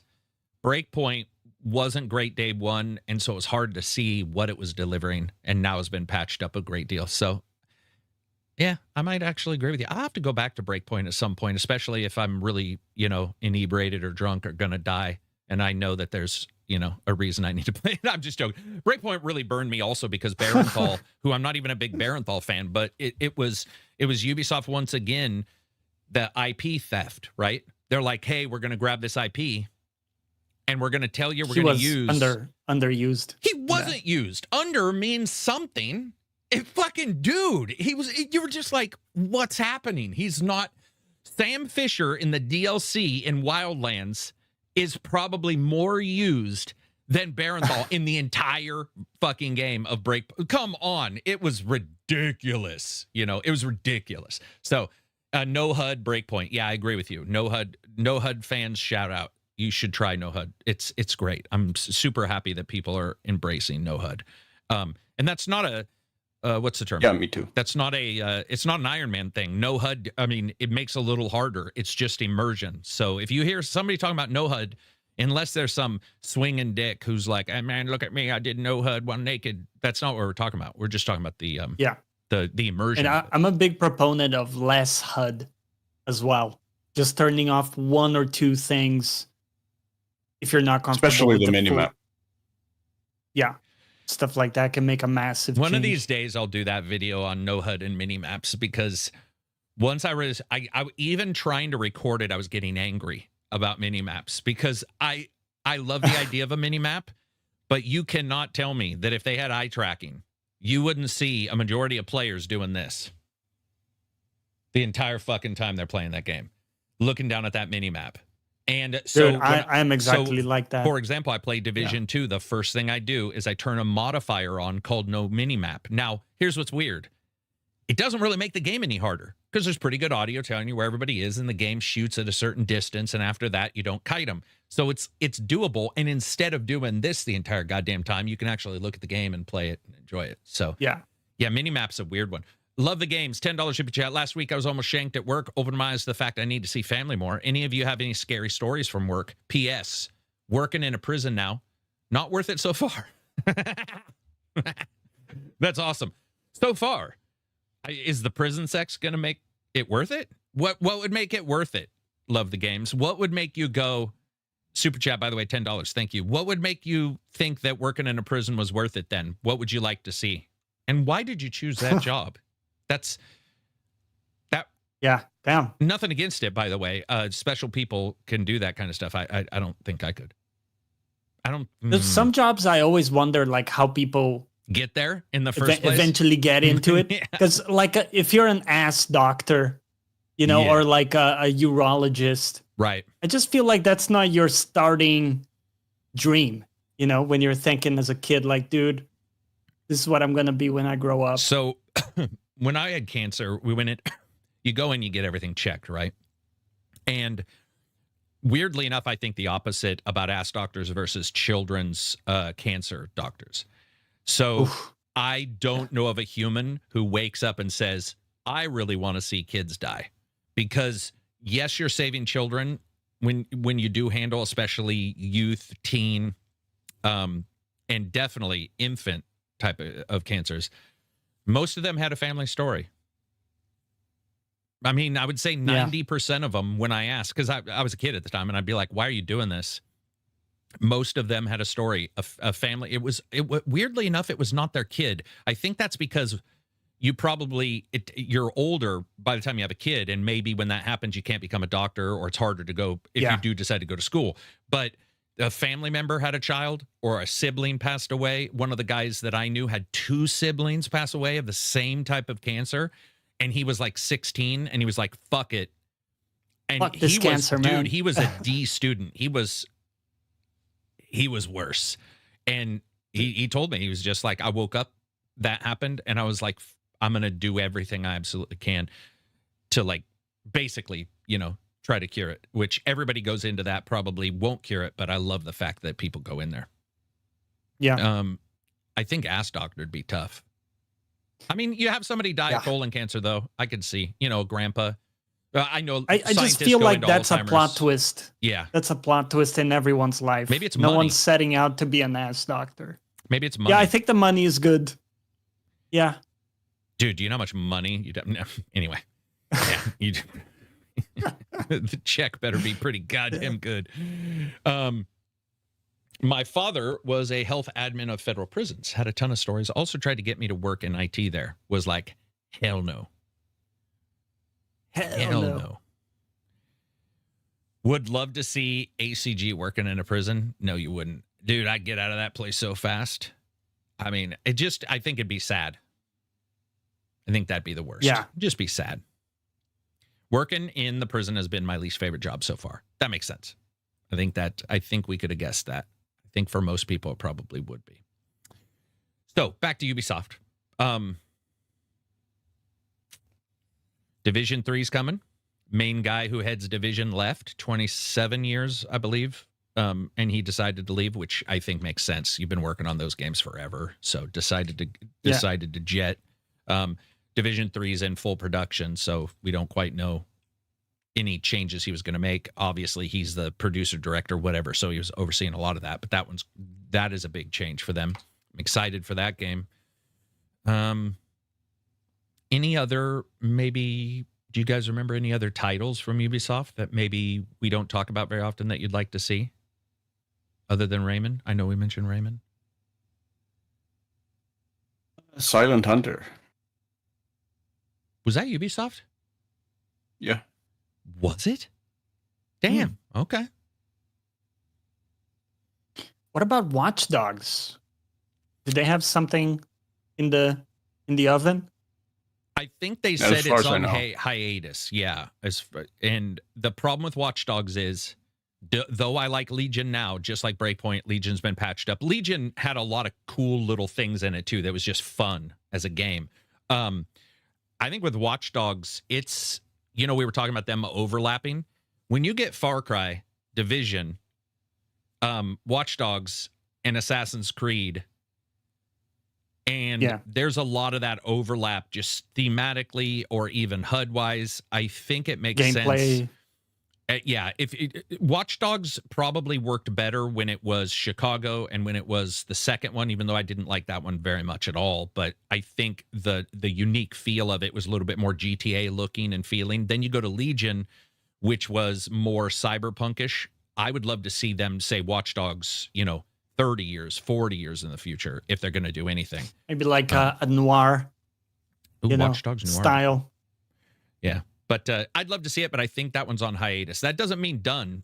By the way, they said the same thing about Beyond Good and Evil too. They're just like, we don't talk about it, but that doesn't mean we're not making it. So who knows? Okay. But I think there's a lot of overlap in those. Wouldn't you guys agree? Like, just like if you got those 4 games and sort of cut a section of each one and put them down, there's a lot of similarities. So maybe having 3 is a little easier than having 4. The setting's always been a bit more modern or like contemporary or even futuristic. It's just the feel and the look. Gameplay. Yeah, there's a big overlap in how it feels to play those games. I'd like more hacking in Division 3. Take some of the stuff from Watch Dogs, put that in the Division 3 story. You know, branch out from maybe there. some of the vehicles, if you could drive around even. No. Be cool. You don't want to drive in Division? No, because Division's all about like, I don't want to. Yeah, part of that. Yeah, Division's more low tech, even though it's not low tech at all. But it's like low tech when it comes to like complex machinery, post-apocalyptic vibe. Yeah. But again, if they announce a new Watch Dogs, I'll be there day one. I like the idea of it, and I think that 2's World had some really cool stuff. 1's World had some great times. Multiplayer, that was 3 had pretty insanely good multiplayer. Had some weird modes that I wasn't expecting, so they can do what they want. Let's see. I wonder how Legion did money-wise or success-wise. Well, Legion released 1 month prior or after Valhalla. And I can tell you what, if there's any game that's going to suck the wind out of your sails, it was Valhalla at their billions of dollars of sales. So probably not the greatest, but I don't know if later on it did well. Could have done better later on. I haven't tracked that one. I can look though.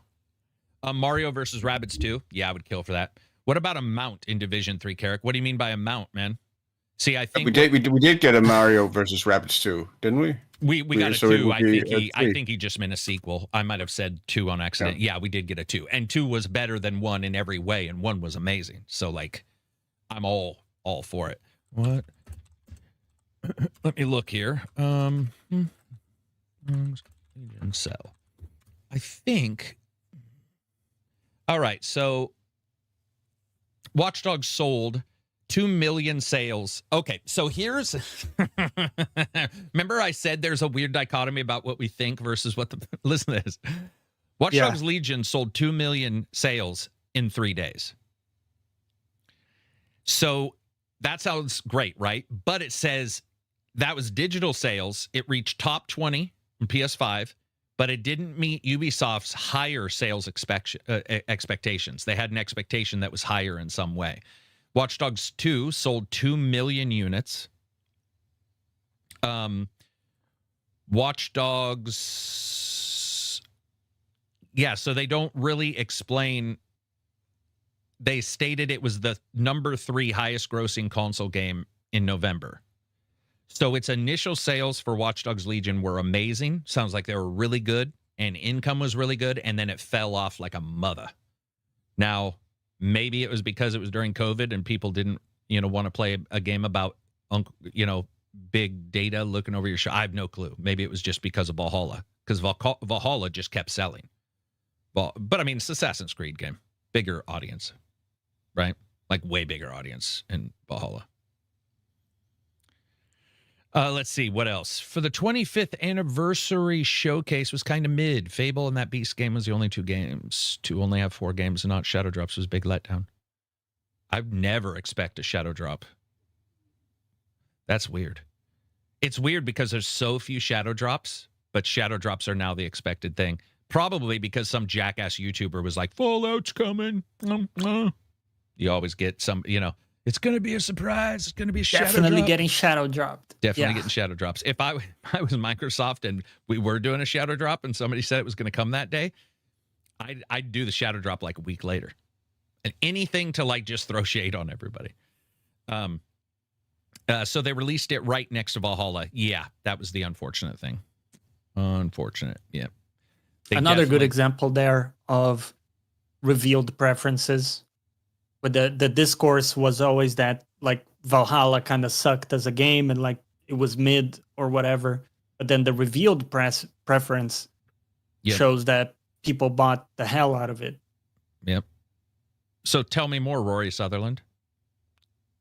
I know. Yeah, I am employing his words there. It's real. And the reason why it's coming up more and more in gaming is because he is like his discussions about it are easy for people to parse, and he's probably one of the few geniuses in that entire market.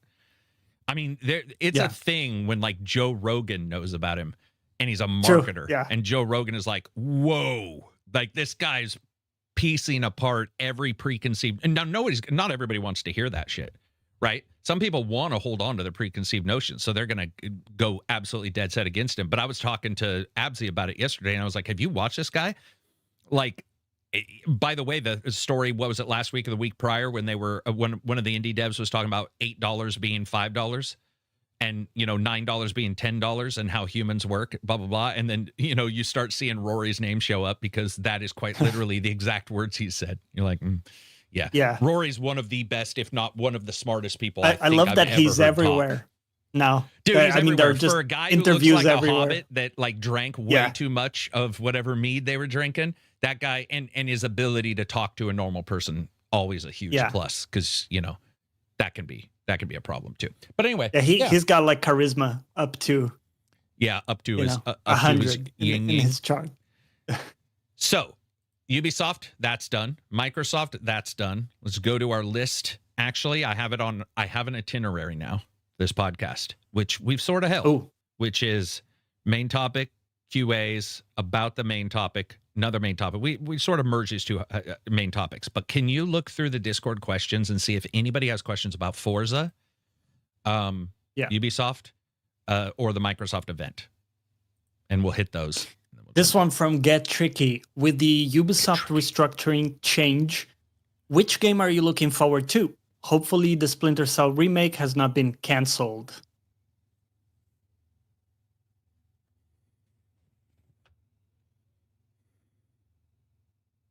Yeah, I mean, we talked about a bit, but Division 3 is the big one, 100%. Yeah. Division 2 is in my top 3 games from Ubisoft ever. I would agree. Probably for me. Go ahead, Silver. What were you going to say? Probably the new Ghost Recon game that's been rumored. They're working on, supposedly. The Tom Clancy stuff, apparently, as we talked about. Like all of the military stuff I like from them. I mean, honestly, I don't really have hopes for Splinter Cell anymore. I don't have hopes for them.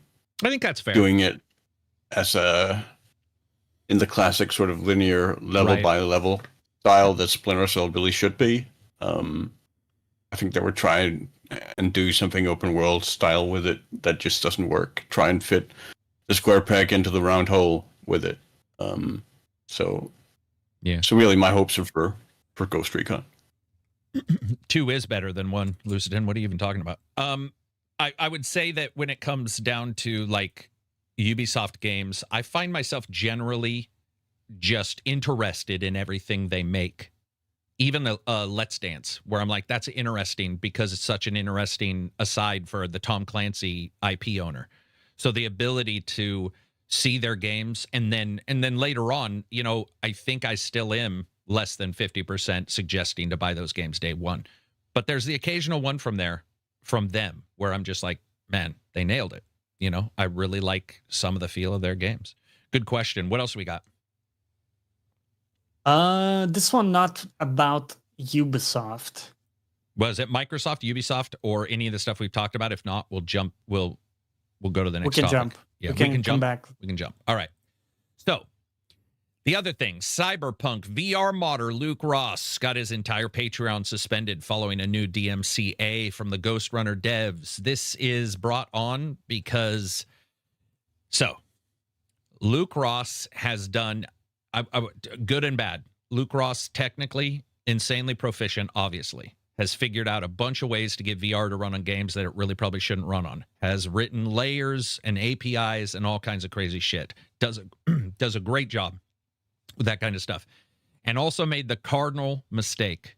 The mistake that I just simply, and I'm dead set against this even with the guys who do the EMBs or that one guy who releases a Cyberpunk video every 6 days and it's a trailer where it'll be like, this is Cyberpunk and it looks real, and it's like the same 50 mods with a single extra mod in there. So he just keeps releasing videos, and he also has a Patreon. You're running the risk. You're running a severe risk if you put something behind Patreon that's not yours. And it doesn't matter what it is. And Patreon, they are clear about it. They are clear that you need to watch what you're doing business-wise, not necessarily in this particular area or arena, but I'm saying they're very clear that it's not forever. And if somebody like DMCA strikes you or whatever, there's a good chance, Patreon's not going to sit up and beg for buttermilk. They're not going to worry about defending you. So he made these amazing mods. Cyberpunk was one of the major ones. And for the longest period of time, nothing. GTA, I guess they came after him. He removed the mod. But what he didn't do is put it free. From what I understand, limited on GTA knowledge at least, from what I understand is he literally removed the mod, meaning he's not giving it for free either. He just sort of deleted it in a huff. Cyberpunk's same situation happened. Basically, they came at him. They said, you need to remove it. We're going to strike this. It's our IP. And so he removed it and deleted it, not allowing people to play it. So here's the problem with that. It's a monthly service and you lose updates, and that's a game that still gets updated. So he found a way, you could say, to make that mod not only paid, but a subscription service. So guess who's pissed about that too? Gamers. So what happened was he decided to be like, oh, I can't believe they're coming at me, blah, blah, blah. So I've had to remove it. If he had put it up, I don't know if this would have changed anything, but he didn't. He didn't put it up. And now other devs that even I've talked to that are not these guys, but are pretty big devs, were already looking and going, okay, CDPR, they went after him first. They were waiting for somebody to do it. I don't know why. Maybe if Rockstar did this, people didn't jump. CDPR probably really looked at it and maybe had some meetings. I'm sure it wasn't an easy decision. But the problem is his Patreon got suspended. So what you could do is donations. They're fine with that. Buy me a coffee, right? They're fine with doing a donation. I think that is really smart. You're not going to get near as much. He was getting more than... I don't even want to mention this because people are going to get mad about it, because there's this weird thing that goes on that is if you do well, people hate you. But I'm going to mention it because it's part of the story. He made at least $20,000 a month. And that's connected to the idea that it was a bit of a subscription service and getting in there and getting the constant updates and all this stuff. And if he was nefarious, which I don't think he was, he could have written in updates that were needed too, if he wanted to.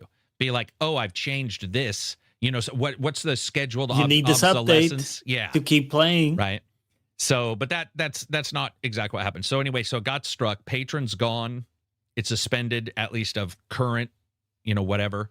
And then the way he responded caused a lot of gamers to get mad, which means you don't have them to sort of step in and create any public outcry and be like, hey, man, this person is just doing this. And what I noticed was even some of his fans that I know were like, it was a mixture of many things. It was the huff. It was the removal of them and just deleting them instead of saying, okay, these guys don't want this IP behind a Patreon. I'm going to put that out live, which then to another developer signals he's going to do it to theirs, which signals it's easier to go after him, which is what Ghost Runners did. I'm not saying they went after him because of all this. I'm saying it's easier. If you see a person just deleting stuff, it proves that there's a problem. So if he put it up outside the donation, do you see what I'm saying? You're literally admitting. So you're validating. You're validating that by deleting it. You can come across saying I'm deleting it because blah, blah, blah, and I don't want to support it. It doesn't matter because in the legalese way, somebody looks and goes, aha,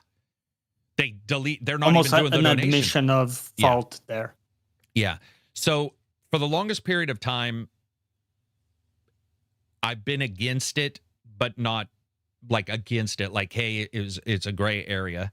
And I've definitely bitched more about like some of these other EMB mods or whatever.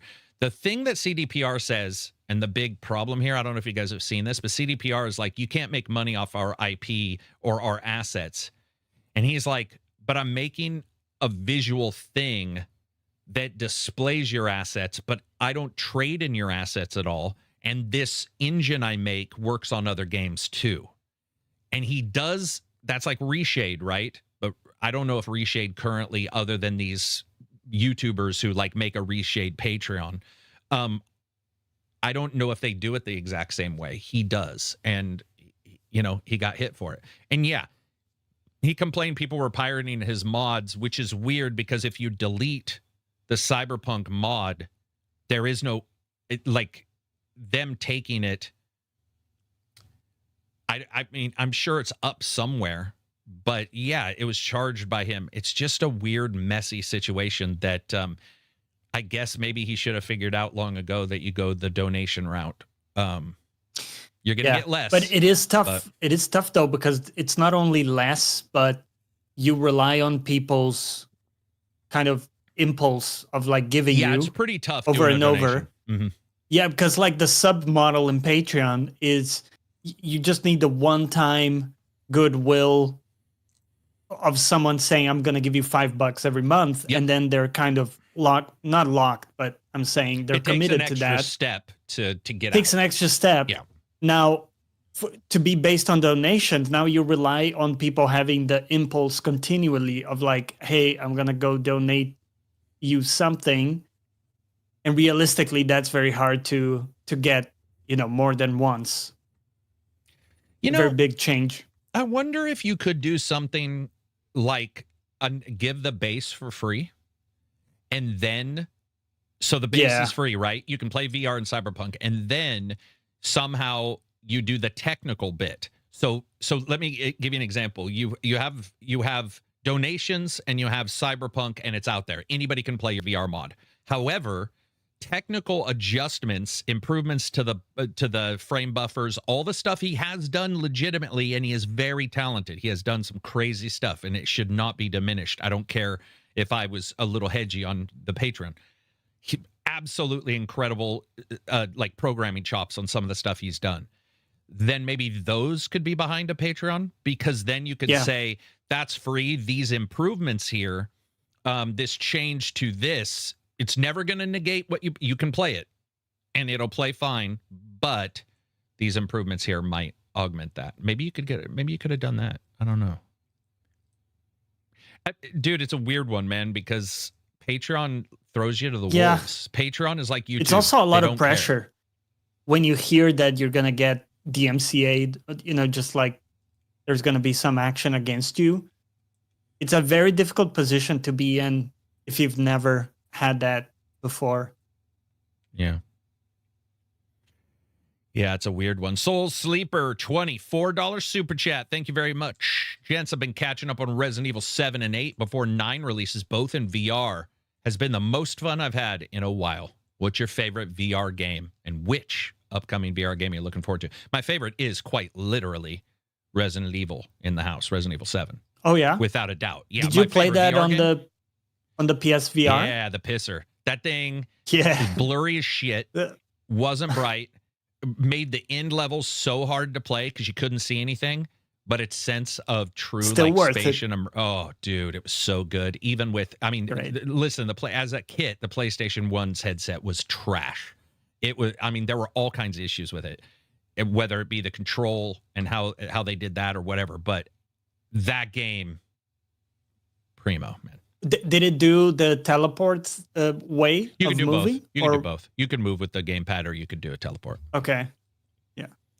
I would say probably Star Trek Bridge Crew. Very close to mine as well. Good. And that is just a great game for by the way, Ubisoft. Isn't that weird? Star Trek Bridge Crew was Ubisoft. Yeah. Like that's just an awesome. Also Phasmophobia, amazing in VR. Ooh, I haven't played that one in VR. That'd be scary. That'd work well in VR. I haven't played that one. I think Contractors is amazing in VR, but yeah, just to not just spew off a bunch of games. What's yours, Johnny? Elite? Alex, I've been playing that recently. Alex? It's been the Half-Life. Alex. Oh, gotcha. Okay. Yeah, that's great. I love the way you reload the weapon. Very tactile, very cool. It doesn't have the fluid movement. I think the only option I found is basically either the teleport or like the shifting into position. So I missed that, but the interactions are great in it.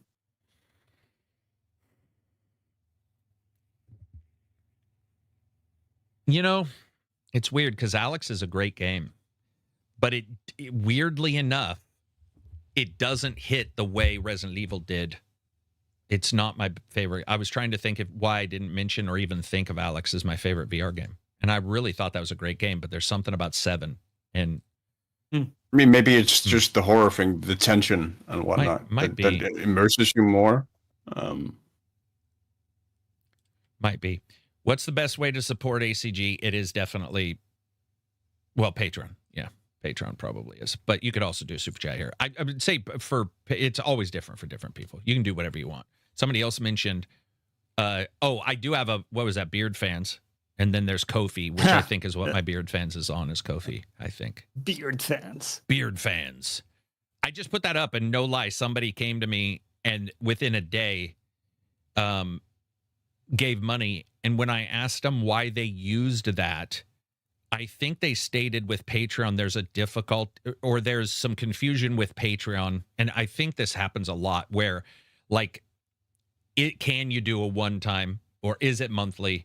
What do you have to do what do you get for this and that? Even though it's pretty clear on the Patreon, I've actually sort of talked to other YouTubers too who are like, I feel like I'm super clear and it's still sort of confusing. And I think that's Patreon, what's the term? Numbness.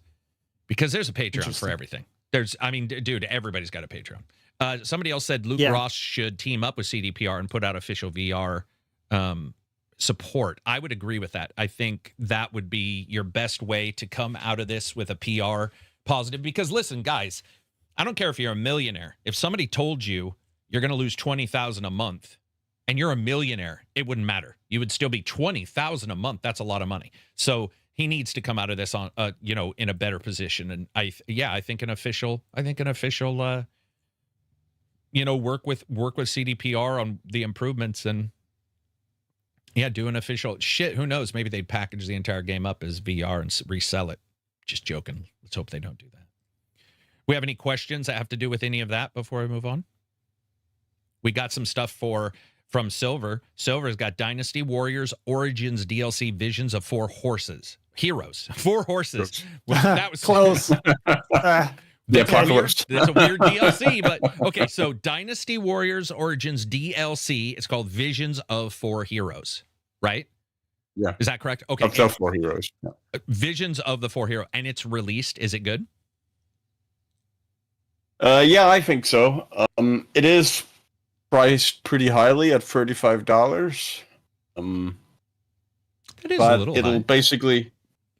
It'll basically give you a pretty good amount of content. You'll get 2 new weapons, 4 new sort of mini campaigns that are historical what if scenarios, hypotheticals, some of which we haven't really seen in Dynasty Warriors before. There are a lot of new cutscenes. You get new companions as well. You get some of the characters from the main campaign reappear as companions for this one. It's a really, really nice addition to the game. It's more of the same. Combat still feels really, really solid. The new weapons are interesting, though a little hard to learn. They have been for me so far. Difficulty is really, really intense, especially if you're playing on the hardest difficulty. It gets really, really insane because it scales up to your level now. Specifically, these new mini campaigns do. So it can get very intense. The new difficulty, for sure. But man, the combat is still so satisfying. Like, it was my game of the year last year, and it's still just so much fun to get into and play, for sure. I think it's worth the money. I've seen some people complain that they don't think there's a lot of value here. I don't understand how. I don't know what they expected from it. But I mean, there are 4 new outfits as well for your character, depending that each correspond to the 4 hypothetical historical scenarios that you get. And yeah, there's just a lot there. I feel like there's probably 12, 15 hours at least of content that you can get out of it. That's a good amount of content. For me, and for $35, I don't think that's really too much for that. It seems fair enough for me. And more of the same for Dynasty Warriors Origins is right up my alley. So for me, it was great. It's been great, rather. I haven't finished it yet. You also say Helldivers 2 Warbond with new missions. Warbonds are free, right? They are. So you have to buy them with a currency that you can earn in game. Okay. So That's they not too kind bad. of are free. Okay. But you can also buy that currency with real world money. So Isn't there a paid? it's in between, right? Yeah. Makes It's in sense. that Wasn't gray area. there another one that was paid for? Like you had the free one you could unlock, and then like a premium, Like a one you paid for? 100% premium? No, you can buy Okay. all the war bonds you can buy with the currency. Oh, really? There are Alright. some That's cool. premium war bonds that require a little more of the currency than the usual ones. But that's really it. There aren't any that are exclusively tied to purchases in that way. That's I pretty think, like they did get into trouble with the PlayStation Killzone crossover back in the day when they first released that content, because it was priced higher than the usual other stuff, so that felt a little pay to win, or that felt really incentivized towards purchasing it, Sure. which a lot of people had issues with. But they've repackaged that into another Warbond now. But the new one is called Redacted, and is mainly stealth-focused Warbond. Includes a couple of silenced weapons, some outfits that support stealth play, which I really appreciate, even though stealth remains really, really wonky in Helldivers. It's especially with randos. Like when you're trying to go stealth, and then some rando just throws a grenade. That's a whole other thing. I'm mainly specifically in terms are you of the like game with a big mechanics. weapon going like like Sneak King? Like what the fuck? How do people not see, or how do the enemy not see you? Like there are a bunch of bugs, isn't it? Like Starship Troopers. Like how does stealth work in the game? Do you get an extra bonus when you shoot if you're in stealth? You do not get an extra bonus, no. But you can hide, and you can dot. You can observe patrols on the radar on your radar, and then avoid them, steer clear of them, so that you don't get detected, and then infiltrate bases where you don't necessarily get detected. But that can be very, very tricky, especially because the AI is kind of wonky and sometimes will instantly detect you, sometimes it won't. It's a little inconsistent. But they have patched that a little bit with this new Warbond, where it works a little bit more. Suppressors didn't work before. They didn't actually suppress weapon fire or the sound. Now they do much better than they did before. So that's nice with the new suppressed weapons that are in the Warbond. And there's also a new mission type called Commando missions, which basically put you into the mission, and then you have a brief window where you can deploy your stratagems, drop your equipment and stuff, and then you can't get any more drops at all. You have to procure ammo and whatnot in the field. So you have to be really, really careful about what you actually take into the mission on those missions, which makes for a really nice change of pace in how you approach missions in the game. And it makes for a decent challenge. Okay. All right. That's fair. Also, Johnny has that Valve redefined generative AI disclosure policy for Steam. Got any data on this? Yeah, so I was looking stuff about this. So basically, they have a bit more flexibility now. So there is basically a distinction for AI-powered tools being used for like efficiency versus actual content generated that people experience as a gamer. So it might be like stuff that helps just accelerate your development and stuff like that versus, let's say, images being generated or voices and stuff. And that's what's being tagged. Whereas they're relaxing the rule for stuff that's more just pure efficiency stuff without having real content. generated. Told you, coding is not viewed as worthwhile protecting. It's such an odd split. But coding, use whatever you want. Coders don't matter. It's all the same. It shows just how little the people who are running these companies know, not only about generative AI, which it's not going to be called that in a year, but it's not only about that, it's just the systems in place. You could work around this with a PC model that's trained on Unreal's screen. You could get around the issues they're talking about in seconds. Also, are they going after MetaHuman? Are they going after Unreal's add-ons? Unreal has 50 generative AI add-ons, MetaHuman, adjustments to voices, all kinds of crazy shit. Does that mean that anybody who sells any kind of package, they're going to have to claim that? Because that's going to stymie the businesses who are going after that. I'm not saying it's better. I'm just literally talking in a business sense that the more they adjust for this, the worse it's going to get. By far. Because you can get around it. You can just game the system. The PC control AI already for controlling a browser or your screen, where the vision models, come on. It'll take you 3 seconds. People are using vision models to fill out forms, create web pages that don't generate the AI. They fake the keystrokes. They're so far. It's like Steam is in the dark ages and trying to figure out how to figure out gunpowder, and everybody else is in the future. And it's not just Steam, by the way. It's all these companies. But hey, they did it. I know I'm starting to see a lot of developers who are coders going if we're going after art, why aren't we going after coding, blah, blah, blah. Probably because coding has had autocomplete for ages. And I'm not saying it's the same thing, because it isn't.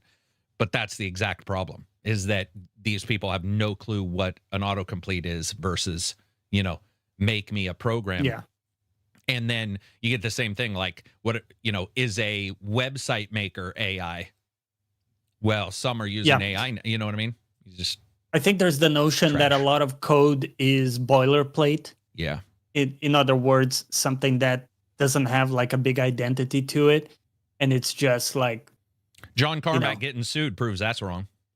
Remember, John Carmack got sued for supposedly taking his code. So I guess that was the way I felt. I was I don't understand how he got sued. And then Reg sat me down and gave me the boilerplate versus real, how coders do certain things, blah, blah, blah. I mean, let's be honest. Entire malware divisions are shut down because people look at their code and can identify who they are because it's, what's the word?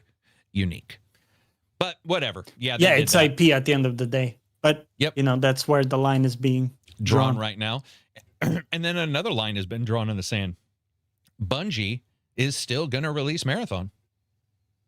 Yeah, and by the way, not only that, I've completely changed my mind. I'm now a believer in this game because they have Jennifer English. Actress? Yeah, exactly. I knew the best. And by the way, it's not just me objectively.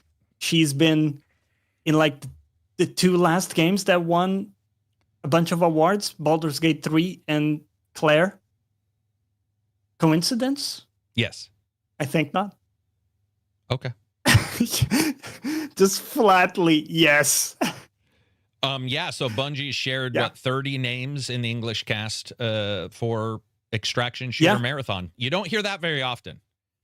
You really don't hear a shooter saying, "Hey, by the way, we're not going to talk about shooting for a second. Let's talk about our voice actors." It's not. It is weird, isn't it? Yes, it is. For that kind of game. I think I know why it's weird, but we'll just move on from there. 30 voices. So they name dropped. What names? For example, Astarion and Karlak from Baldur's Gate 3. Can we just say how the characters it is that he's saying the characters? Okay. Continue. That's just me because it's a bit easier for me to process. Yeah, I'm not that good with the names. I get But you. Arthur Morgan from Red Dead Redemption. Okay. Blonde Blazer from Dispatch. Okay. That's some good ones. Best English voice actress, though, is Jane Perry. What'd she do? Diana Burnwood is her most notable. But also Celine in Returnal. Gotcha. Ooh, and that's a good point, actually. And Mistra in Baldur's Gate 3. Okay, that's yeah. So Marathon's still coming out, and Karen Bowman in Wildlands. I just remember as well. 30 new names on the English voice cast. So there we go. Yeah, when and is Marathon planned? Do we know when Marathon's coming out? Let me check.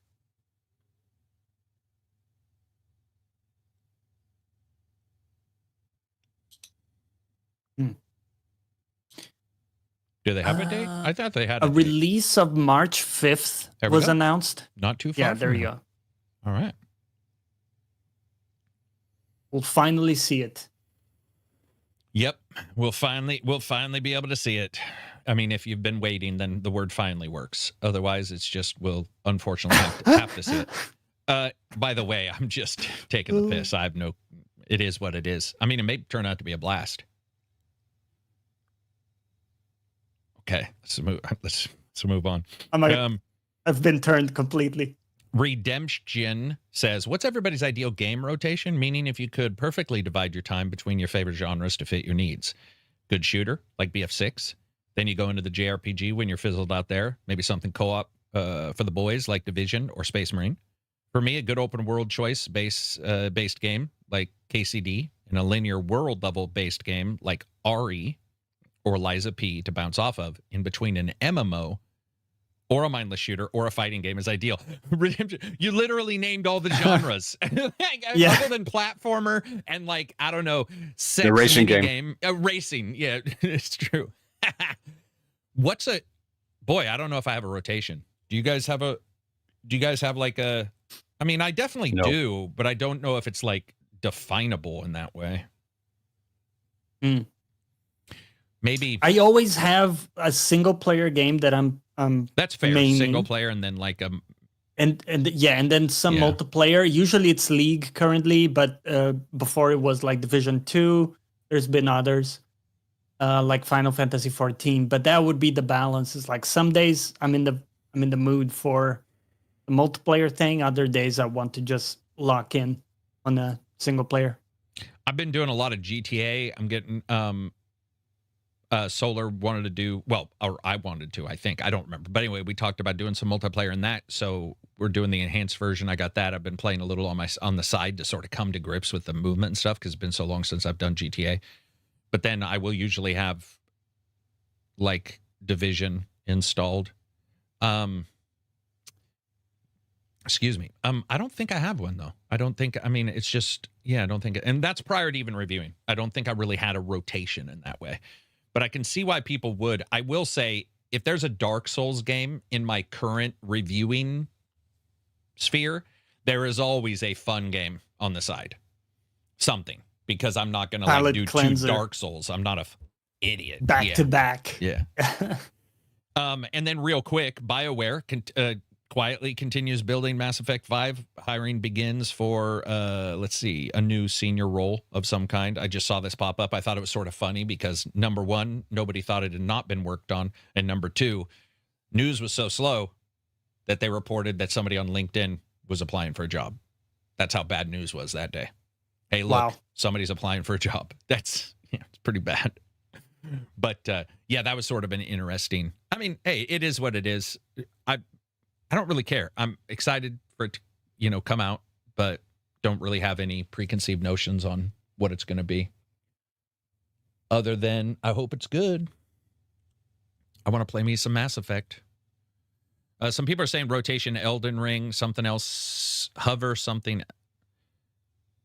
Bep says rotation is Elden Ring. Hover something else in the UI back to Elden Ring. Oh, I get what you're saying. That's funny. Yeah. I've been like that. I heard a rumor that Johnny has a whole room full of Jennifer English and Shadowheart memorabilia. No, you liked Jennifer English well before Shadowheart. Right? Yeah. Yep. I mean, not that you wouldn't have that and probably do, but I'm saying you liked Jennifer English before that. I couldn't even tell you what she sounds like. Really? Yeah. I mean, Baldur's Gate, I remember the character, but like, I don't remember anything outstanding about her voice in that one. In Claire, she was which character? In Claire 33? Mael. Who's the brunette? I think she's Barefoot. Who does her voice? She is Barefoot. Good observation. Well, she's jumped up in the air a lot, and I kept thinking her feet would be gross. Those Yeah, are the things I true. think. But I liked her voice actress a lot. But it wasn't Jennifer English, right? Yeah, she was very good. Vapor says, could always go for the 12th playthrough of Mass Effect Andromeda, Carrick. Yeah, 12th playthrough. Oof. Barely finished the fucking one. Damn. Ain't gonna happen. Let's see, what else do we got? We'll bring it up, but we'll just move on because this is such jackassery, but I did get asked to cover this. So I'm gonna do what is asked of me and talk about the asses, and then we'll move on. Baldur's Gate publishing head puts his foot in his mouth, bitches about what was it, Alan Wake 2, and because Alan Wake 2 was on Epic and wouldn't get made without Epic, he was still saying that he didn't like that Epic was talking about competition in games or something like that. And I'm going to be honest, I didn't even really read much of it because that, dude, I don't know of anybody who hasn't blocked that. Like it's become such a weird situation going on with the Baldur's Gate, like higher up saying shit about other games. And it basically just involved throwing somebody under the bus because they don't like Epic, I guess. I'm not going to really even look into it because it'll just frustrate me. It feels like it's happening a lot. And I'm starting to see it in Reddit. I'm starting to see it in our Discord. Well, we've talked about it before in our Discord that in particular, that person just consistently seems to be like pushing people away from the company. And it is weird to be in some Slacks with developers who are like, every time that person tweets, you can hear the groans in our office. And I'm like, well, you know, if people don't say anything, somebody's not going to know, you know, that what they're, you know, whatever. And it's everybody's tweets are their own, right? But yeah, if you are the front face. So I don't know. I like, it was a weird situation all around. And then weirdly enough, Remedy came out and was like, bullshit. So now the developer that was sort of thrown into this weird discussion, even they popped up and were like, no, that's not how it works. Like there would be no Alan Wake 2 without Epic. That is good because the competition, Epic doing that, Steam wouldn't have done that. They could not get the money. Epic was the one giving them the money. Whether you like or dislike Epic, if you like Alan Wake 2, you're playing it because Epic helped fund it. Deal with it, suck it up, be a man or a woman. it's also a weird thing to remark upon. Dude, like, what does it matter? That's the thing is lately it's become this thing that is sort of going on that we've noticed. And, you know, you just start to see these comments and you're like, why are these guys commenting on this randomly, like this random thing and trying to then explain it with time travel? Like, oh, I have an issue today with something that happened that's not connected. But if you time travel back in time, like, remember the one that was saying something like not the finals, what's the Arc Raiders? That Arc Raiders, because they made money now, should have used real voice actors. They should have done something different in the past. And you're like, what the fuck? How the fuck did Much you... retroactive, yeah. That's retroactive. Like, how the fuck did That's you not how think the that arrow of time travel works. was real? Yeah, Stephen Hawking's would have a word, but, you know, he's dead. Who knows? Maybe he'll come back using time travel to tell you to fuck off. Dumb shit. Just create a wormhole. Just stupid shit. And I think it's just Twitter, man. Like Twitter. I Well, think not so. Twitter, but those kind of social medias where somebody... Yeah, that environment. Yeah. Because I also saw the guys from KCD2. They were talking some shit because they didn't get the RPG award. Uh-huh. That was mostly that tongue-in-cheek, though. Wasn't that tongue-in-cheek, though, Johnny? Yeah. But that's what I wanted to bring up because gotcha. Go ahead. Sorry. that I might have apologize. been the original context of like when they posted that. But the way that I saw it in my feed It wasn't. was Sorry. Yeah, outrage. Gotcha. dev, Yeah. you know, whatever. It's just turned into outrage the way you end up. Right, yeah. Do you remember it's the the outrage reactionary that was nature of it. really questionable, that really confused me? And it shows just how nobody's got a sense of humor anymore. Or it's very low. It stunned me when Chris, what's his name? Fucking God of War guy. The main actor. Yeah. Chris Judge. When he was Judge. like, hey, something about the awards, and this is longer than the Modern Warfare campaign. And the Modern Warfare people were like, I used to like Chris Judge, blah, blah, blah. And I'm like, listen, there's two things going on here. One, fact. He was it was literally a fact that your campaign is super short. There's nothing wrong with that. It's just the way it turned out. He pointed out that like a joke that was so filled with hyperbole that there's not like anybody was sitting there. I mean, our podcasts are longer than the campaign. I just want to point that out. Truly can be longer than the campaign. But in his case, it was clear. But in his case, it was clear. Was a joke. It was clear. And he's a game dude. Nobody's got a sense of humor. They, you know what they need? People don't want to be the butt of the joke. Get rid of Keeley, and I'm not believing I'm saying this because I don't really like him, but get in the one British guy that went to the Oscars, the one that laughs Ricky at all Gervais? his own jokes. Yeah, get Ricky. How dare you not like? Anybody who laughs that hard at their own joke there's probably other stuff. So there's some autoerotica going on. But anyway, if he came and just pissed on everything for an event or two to sort of remind people that, hey, it's okay. We don't need to take ourselves so We don't seriously. need to take ourselves. And for some reason, especially the ones that do really well, like a KCD or a Baldur's Gate, you do start to see that. We certainly saw it with Cyberpunk's devs at times where you're like, what do you mean your QA should have seen this shit? Like, what are you doing? It's just weird things. And they usually self-correct, I think, after a period of time. Yeah. But yeah. So did I cover it well? No. But in all honesty, man, I was not going to read into that because I accidentally stopped tweeting and then decided not to go back. I mean, I tweet the occasional podcast and stuff, but it was weird. I started working on projects and stopped going back. Is my mental health better? No. In fact, I probably have less fun because I love just teasing people, but it is all jokes. And I've noticed there that people are way too tight. They're spun pretty tight, and it makes sense because gaming is not in the best shape, so people are, taking that and holding on to it.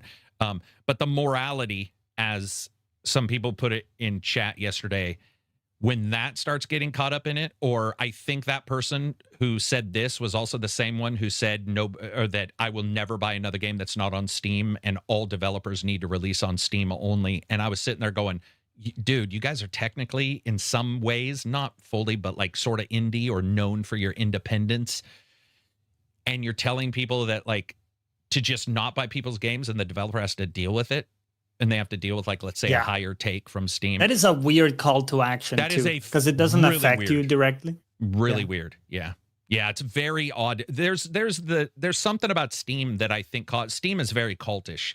It's a little bit like the Steam Deck, where you have people saying, yeah, I was playing this game at 8K. It's almost like FPS. Sony or Microsoft. In the old days, yeah. Maybe, I mean, still happening now, but yeah, in the old days, it was even hopefully worse. less and less. Less and less, yeah. But anyway, that's what happened. If I messed a little bit of that up, I'm sorry, but I'm just not even... That kind of stuff is so lowbrow that it feels like I'm reporting on a 3-year-old who pulled the ponytails or like reporting else. On tabloids. That would be better. But reporting on what little kids say when they're picking their nose and eating their boogers is like, it's sort of redundant to me. It's like, yeah, you saw something weird on Twitter. Who gives a fuck? Dude, it's where people blather. Everybody treats it like a live journal now. They're like, my day, gearing up for the weekend. Who fucking cares what you're gearing up for? It's not a thing. Nobody gives a shit. We pretend we do, though. Thumbs up, heart, or whatever's on Twitter. What's Twitter? Heart? No, yeah, Twitter's heart, right? Thumbs up it's a little hard. I don't even look at those either.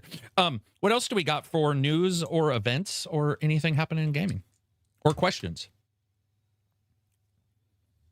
Anything we amazing? have one last question.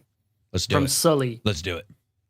He says, I've been a big turn-based fan, but one of my favorite games ever is Gladius 2. No, Gladius on PS2. On PS2 and X. Dude, who is this?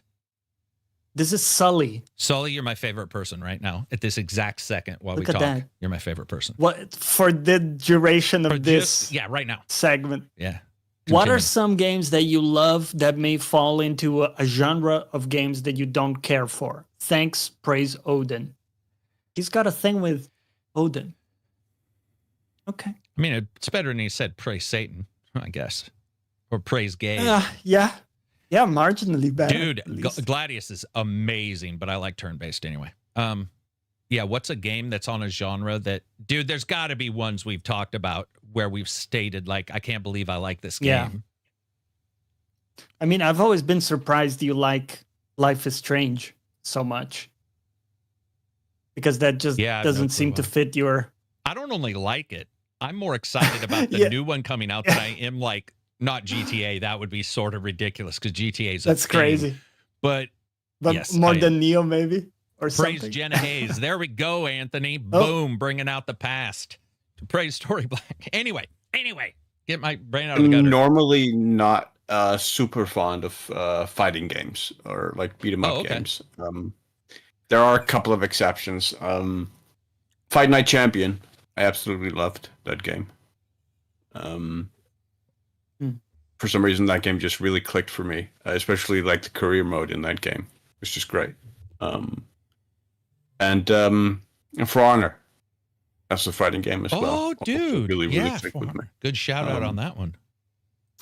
But I mean, other than that, it's a genre I can play and have fun with, but it's not a genre I ever really dive very deep into. But those two games got me in pretty deep. Yeah, For Honor was really good, surprisingly good. I'm trying to think if there's any for you, Johnny? Well, like League of Legends, would you say that is a surprise? No, because I like that style. Since like Warcraft 3 kind of thing, controlling heroes and stuff was always good. The stuff though that's kind of similar but never clicked for me is the grand strategy games. So like Total War and stuff. Sure. I've tried a few, and even Silver very diligently tried to show me the ropes in Total War. But they're very overwhelming for me, very inscrutable. Yeah. But Age of Wonders 4 has been great. I've been playing that. Yeah, that game is good. Because it allows you to get in there and sort of get your settlements going. You know, you throw some battles and they're quite easy to parse because it's not to the level of detail like, okay, I have to flank with my horses and, it's much more like, okay, I got some range units. These are going to chill in the back. I got some frontliners. Go. And maybe I got one ability, I can press. Yeah. So that's much easier to get into for me, and maybe a good gateway for me to eventually go back. You don't have to worry about formations and stuff like that. Yeah. Yeah, exactly. Because I always wondered, okay, I got the horses flanking, but dude, I can go like 3x9 or 9x3. What? It never clicked for me. Was never intuitive. I'm the same way as you in that, like, your Europa Universalis, I see it and my brain dies a little bit. I love the idea of the fiction. Yeah, I love if I could just watch it like a documentary and they just showed the arrows, because I'm a big arrow fan. This is going to sound weird, but if I watch a World War II documentary and they got the big red arrow that says, the German troops, blah, blah, blah. I'm like, fuck yeah, I'm into this. I don't know why, but I like the arrows. And so like those kind of games, but Crusader Kings blew my mind. Crusader Kings made me, I don't like the genre anymore than I used to, but Crusader Kings like made me feel like a kid for a little while, because you go into something that you just don't expect and you're like sort of giggling. You're like, holy shit. This is not something I expected. And it unfortunately didn't blossom into like more, if that makes sense, which I wish it had. I wish there were other ones I could say did the same thing, but they don't. But that game in particular is fucking fantastic. Selling kids off of people you've kidnapped and stuff sounds like something I would like, but if it's not prepared in the right graphical options, it's hard for me to like. And that game doesn't really show you a ton of graphics. But the evil and the crazy and the weird shit you can do is fantastic. Servant Berserk, what's up, sir? $5 super chat. Have you heard about the rumor of OpenAI financially in hot water? Do you agree that the AI bubble will burst soon? Gang, gang. Well, like the .com bubble where everybody says it burst, and obviously we know now that it didn't. I would say AI is going to pull back like Bitcoin, or not like NFTs. NFTs, you could say burst, right? I think we can say NFTs burst. Yeah.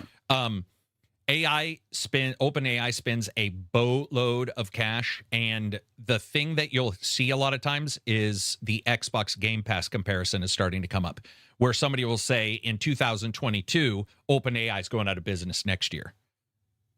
And then in 2023, they'll say OpenAI is going out of business next year. And then 2024, 2025. And that's honestly, within a year of them releasing one, you already saw entire financial groups coming together and saying they'll be out of business next year. What it does is it doesn't take into account intelligence, flexibility, continued business sense of those type of people, putting ads in, selling different aspects to other companies, having companies invest. If you believe that all companies would stop investing in OpenAI and they would stop doing anything today, then at some point their energy costs and their computational costs would catch up to them. But that's pretty stupid, and it doesn't indicate not only normal thinking, but financial thinking. However, I will say this. They're getting scooped, and some of the big companies are getting scooped really well because there's at-home systems that are very close, and then they augment that with searching online. So if somebody has a large language model on their PC at home and it's only 7 billion parameters, they can do insane now because of mixtures of experts, systems, dense. There's all kinds of different things that we've known about prior to them coming out, and now that they've come out, we've been like, holy shit, these are amazing. And then you add the ability to search online, adds the ability for the mixture of experts to appear 20, 30, 40, 50 times stronger, and they only require your GPU.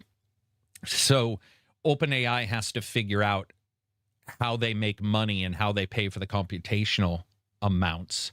But I would say it's definitely looking for a pullback in the I'm at home opening a chat window AI. That's going to have a pullback for sure, because many people are already doing at-home models. I mean, dude, to give people an idea, every mini PC I bought in the last 3 years has had its own AI on board in a large language model for asking questions. What? Yeah, every single one has had its own suite. So that's there. I'm not talking about NPUs or the chips. I'm literally talking about they use a GPU and or your integrated graphics processor, and they're there already. So they've been eating their own market by that happening. But yeah, they'll definitely come into financial difficulties at some point. Except as a company, right? Because as a company, it's one company. It's their format that the chat box. Like, they don't even fix their. You guys know this. You go to your bank and you're like, I've got $50,000 in my bank account. I can't be the only one. And your website still looks like it's from 1942, and somebody fucking took a chisel and some stone. Yeah, banks are the worst. Banks are the worst for that stuff. So their front ends need to be fixed, and everybody's copied their front ends. So it looks like a chat bar, which is ridiculous. It's old. A plus button to add a picture instead of dragging it like you would in many other websites. You're looking at these antiquated things, and they're not improving. Those need to improve. That's not OpenAI. That's everybody. But I wouldn't hazard a guess on what deals they're doing. And I also would say, if you see anybody saying something's going to go out of business, look no further than Xbox Game Pass, where every year since the year it was created, people said it was going to go out of business next year. And I just am like, at some point they'll win because the heat death of the universe. Or Microsoft will decide that there's another way to deliver games or something. But at some point, you're not a prophet and you're not doing research. You're quite literally betting on someone dying and then saying, I told you so, which is pretty stupid. So who knows? Yeah. I don't use OpenAI much. It also depends on what you mean by soon, what constitutes soon. Exactly. If it's a year, I don't think so. I think there's still going to be a lot of emperors, new clothes. Absolutely, yeah. And restriction is good, by the way. Don't you guys believe this? By then, frankly. So if you think about it like a living animal, restriction would be the heartbeat, like the pause between heartbeats. I actually do think tech works better that way instead of this. This is a disaster at some point. If something's just going up all the time. Guys, if you have a stock, it's like, oh, that'll be... it's like Spaceballs. What's happening now is happening now. When? Just now. When did it go? That kind of shit. But if you the cliff is coming, if you see this, it means there is reoccurring interest in selling and buying, and the market buying back in. That's actually what you want to see. So I personally feel that a retraction not only is going to happen with any business, but should happen here, where people get retracted. They start looking at, like, what do we have to offer, instead of being just offering the basic shit and getting away with it. We're starting to see companies changing. But I will say this. If anybody says it's going away, they're wrong. Look at GML. GML is one of the best examples of, oh, fuck. GML released a couple insanely good coding models, and their old subscription tiers are getting hammered like shit because so many people have jumped to that to use it. It is ridiculous. Like, they're looking at, trying to figure out because it's so popular. So if anybody tries to tell you it's like dead or not popular anymore, that's not the same thing. OpenAI doesn't make money. They were a nonprofit. Now they make money, but they weren't making money for a while. They're a nonprofit, and then they started doing all these profit things. And we'll have to see how it shakes out. Gemini does everything and makes 74B in ads. Yeah, well, Google's a weird beast, right? Dude, Google's graveyard of products has scared me away from using Google's products. I'm not lying. They'll have a cool product on Google, and I'll be like, okay, what can I use but not build into a workflow or whatever? Like Google Gmail, for instance. Gmail costs a shit ton of money to run. Data centers, people spam, blah, blah, blah. Now you got Gemini in it. I don't actually believe 100% that they couldn't just say Gmail costs too much. They're already charging for it. But what if they were like, they're already raising prices too, and it gets pretty expensive if you want to save a bunch of data on Google Drive and shit. It actually has exploded in cost. These things are costing more and more because more people, more nations are getting into it. You open up to a nation, 200 million people suddenly want to use your shit, which is pretty crazy. What were we going to say, Silver? Did I interrupt you, bud? I will say, for the part of Gemini, Hasibis is actually one of the AI voices that I do have a lot of afford a lot of credibility to. What is it called? Hasibis, the AI, like the Google AI, main guy, the guy who co-founded DeepMind. I'm sorry, I thought you meant the voice. Hasibis. Yes, yeah, yep, definitely, yeah, one of the leaders for sure. I'm sure the government will subsidize big tech. Yeah, they probably should. I mean, people, I guess, don't understand for some reason how business works. But yeah, you get subsidized. Sometimes you're trying to prop up something that is intrinsic to everything you have in your government. I mean, we propped up multiple companies on purpose because their infrastructure was intertwined dramatically with everything else. And you do have to do that sometimes. Servant Berserk, $5. By the way, Silver, if we get Greenland, I'll move there ASAP. See you there soon. Well, remember to pack warm then. Is it cold there? It's been freezing here, man. It's been insane. I mean, it's the Arctic. Oh, right. Oh, you mean they're there? Yeah. Okay. Yeah. Yeah. So yeah, it's the frost. The mucus in your nose is going to freeze over cold up there. Yeah. OpenAI will run out of money in 2000. There we go. Somebody's already making guesses. It'll run out of money. Blah blah blah. The one thing that I've always found about like the financial stuff that's always interesting is how many times these guys are wrong, which is far more than they're right. Even like the top financial analysts, and people will still follow them like they're god tier. And it's like, dude, you need to do your own due diligence and like look at more than one person. But what did Rory's talked about that too, that like the finances speak a godly tone. There's something about 1 + 1 and only one person needs to say it and everybody will just believe it. They'll be like, that's for sure what's happening. And we've seen it with everything. We've seen it for everything from like Sony, Microsoft, video game companies, hardware companies. We've seen companies come back from the brink we didn't expect. We've seen companies that we thought were going to die. Look how many people have said Ubisoft was going to die in the last 3 years. I'm not saying they're not sick, but they haven't died. I'm not saying they're not true. Maybe terminal. I'm just joking. They're not terminal. If they were, that would be sad. You should always, hopefully their IPs would sell to others. You should always be careful, like putting money into a specific company. Anyway, I think it's generally for the average Joe, get more diversified. Either go like index or a fund or something rather than one company. because it's really gambling at that level. Yeah, and what sucks is there's no place to really I save. mean, the and stock get a- market is fundamentally gambling anyway. It is. It is. As somebody who's Yeah. done it since you still had to get a fucking newspaper on Sunday and then call in on the phone to Freeman Wellwood and be like, I want to buy Yeah. 500 shares of this penny stock. And I traded shares for years. And it just doesn't matter. Like, no matter how smart somebody can be, it's the chaos of the stock market or the chaos of whatever is...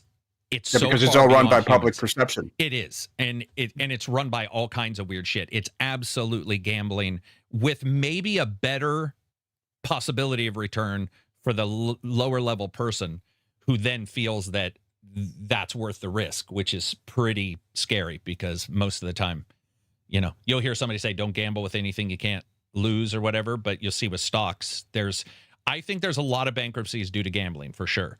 But as in particular, as stock markets are so easy to click a button and buy GameStop or something, and everybody hearing about Shoga Coin or whatever the fuck it is, it feels like there's more bankruptcy now caused by that kind of shit because it feels legit. It feels like there's something here, and you're like, not necessarily. You also see it with the pension funds that play the stock market, Yeah. right? Yep. People Yeah. Think people's Which pension used funds to on the be market. fucking illegal as hell. It used to be illegal as hell to take that kind of stuff and, like, let's say, you know, go out and have a possibility of loss that was related to just buying and selling, and now that shit's left and right. And my bank gives me no interest. We were laughing about it when I was a kid. My dad would say, you know, save money in your bank because it's free money. Now they have so many late fees, or not late fees, sorry, so many low amount fees or fees for service. You know, like Grubhub will be like, we want $10 of every delivery, and you're like, but why? Why? Like, what? I'm giving my $10 to the delivery driver. Oh, no. We need $10 to keep the database running. And you're like, I feel like this many orders, you probably don't need $10 from each of us. But, you know, hey, Yeah. they make, you know, it's Or smart. they keep People use it. adding more fees.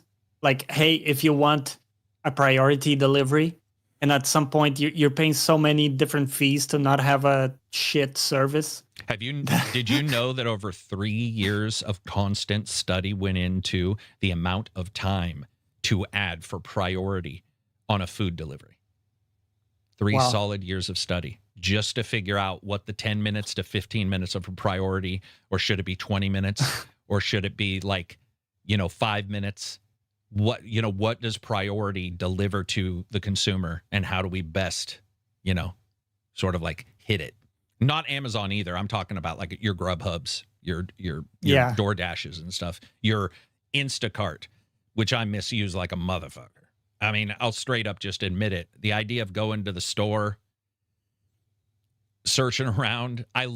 So we'll go to the store and I'll look at Instacart to see the stock because it'll tell you it's in stock, which is really nice. So like when we're going through the order of what we're going to get for the day, we'll literally go to Instacart and be like, okay, this says plenty in stock. I do want that, because I get burned a lot saying I want something. My wife will come back and be like, apparently they've stopped making watermelons. And you're like, what? They just won't have what I want. So going there has helped. But yeah, I buy a lot of shit off Instacart. I'll admit it. Becomes easy after a while. And then I'm sure some people use the 1 second greeting they have as their social outlet for the day. They're like, sup, dude, thanks for delivering my stuff. Fist bump. I've done my social due diligence. I'm going back inside. Not me. Yeah. I've got it right on there, man. Don't knock. Don't use a doorbell. Don't fucking expect Strictly anybody no to be communication. here. Drop that with shit the and delivery run. person. Yeah. Yeah. Remember the Amazon and Toys R Us story? I don't know what that means, so I guess I don't. Amazon, Toys R Us? Dude, I'm old enough that Amazon sold books only. Oh, me too. Oh, you mean, yeah, just the dude. Yeah. That man. I'm old enough that Amazon wasn't even a thing. Well, so am I. Yeah, yeah. Probably so am I. Because it wasn't as long as we think ago, but yeah, No, definitely. Even Google, I was telling people the other day, I was like, let me try to explain how old I am in terms you can understand. And I said, I'm older. No, when Google was invented, I was a teenager. When Google didn't have a search engine and used humans, I worked for them for a year. Okay, Indexing yeah. websites. I made good money doing my own searches and helping Google index websites by hand. So you would go and you would get paid by every 100 URLs, and you would write up a description of what was on that URL, and you would ship it to somebody who would then pay you like for blocks of 100 URLs. And I was working. Wow. And I'm always one of those guys that loves to look. Oh, dude, back in my day, Ask Jeeves. I don't care what anybody says. Yeah. I think Ask Jeeves is I was about to bring that up. Ask Jeeves, by the way, it's so if anybody knows this, Ask Was that Jeeves, a program or? Ask Jeeves was No, that was a search engine. but it was used like a LLM prompt. And Ask Jeeves is what caused LLMs to be trained to talk to like a normal person. So if you remember Google, you could go Jeremy plus ACG. That would be your search. Ask Jeeves took it as in, I want to know who runs ACG. And then it would do this semantic parsing, and it would do all this stuff. And people loved Ask Jeeves. It didn't explode like Google, but it was quite popular because, weirdly enough, it felt like you were talking to a person. It felt like you were. I mean, it was the butler. It was the butler. What'd you say?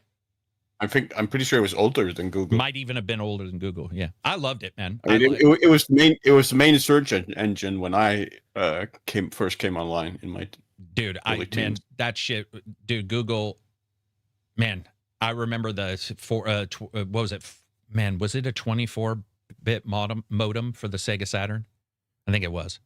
Just and Jeeves was basically a cartoon character, British English butler. I loved it. Loved it. Did you ask the question? Loved it. Yahoo voice chat was cool. Yeah, ICQ. Remember ICQ, man? And I really, I thought that was pretty. Yeah. The notifications. ICQ was such a smart naming convention too, because a lot of people just used the acronym, didn't realize what it sounded like when they said out loud, but it was super smart. Right. ICQ was just like, oh damn, that's a smart acronym. Like that works really well. They did I still remember news groups. I think news groups still exist. I haven't checked, but Comcast and stuff had their news groups where you could store files and stuff. Those things were just so fun, man. Back in the day when you were still learning what it was like to like be able to contact somebody in another nation without an email.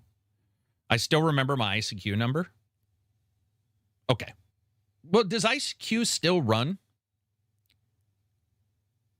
I think ICQ probably some of these websites still run, right? I mean, if you don't shut it down and maybe there's a server out there still running ICQ. I'd be interested to see. Yeah, I would expect it can still run. Ask Jeeves. So what else do we got for video game stuff? Anything?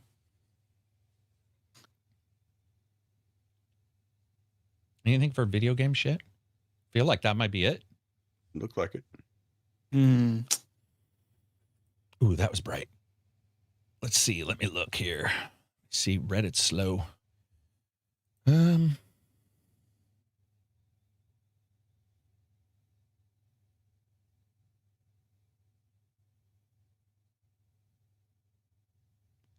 This is an opinion piece by Video Game Chronicle. Developers, give me the option to remove swear words from your games. Dude, how would you do that? What's a swear word anymore? Right. Like, you guys use words I would never use. They should be cut. But you know what I mean? There's a lot of words out there that like somebody would be like, that's words a swear. like goated or damn. Like, dude, so weird. I heard somebody bitching about killing dogs in a game, and they were like, we need to pass a rule or a law or whatever that we don't allow people to kill dogs in games. And I'm like, oh my God. Now, admittedly, would I do it in a game? Probably not. But come on, man. Like, what are we doing? See, once again, that's what I was talking about. This overt desire to moralize and control shit. Like, we need to control it. Is a Star Trek Voyager game coming out in February on your radar? I think that's the one, this VR, isn't it? I'm pretty sure that's the big VR game. And I don't know if it's on my radar. I mean, it is now. Yeah, now. I'll need to check that out. Also, by the way, High Guard is coming out in a few days. January 26th. I'm just going to pretend I'm frozen. I don't know anything about that game. You legitimately don't know?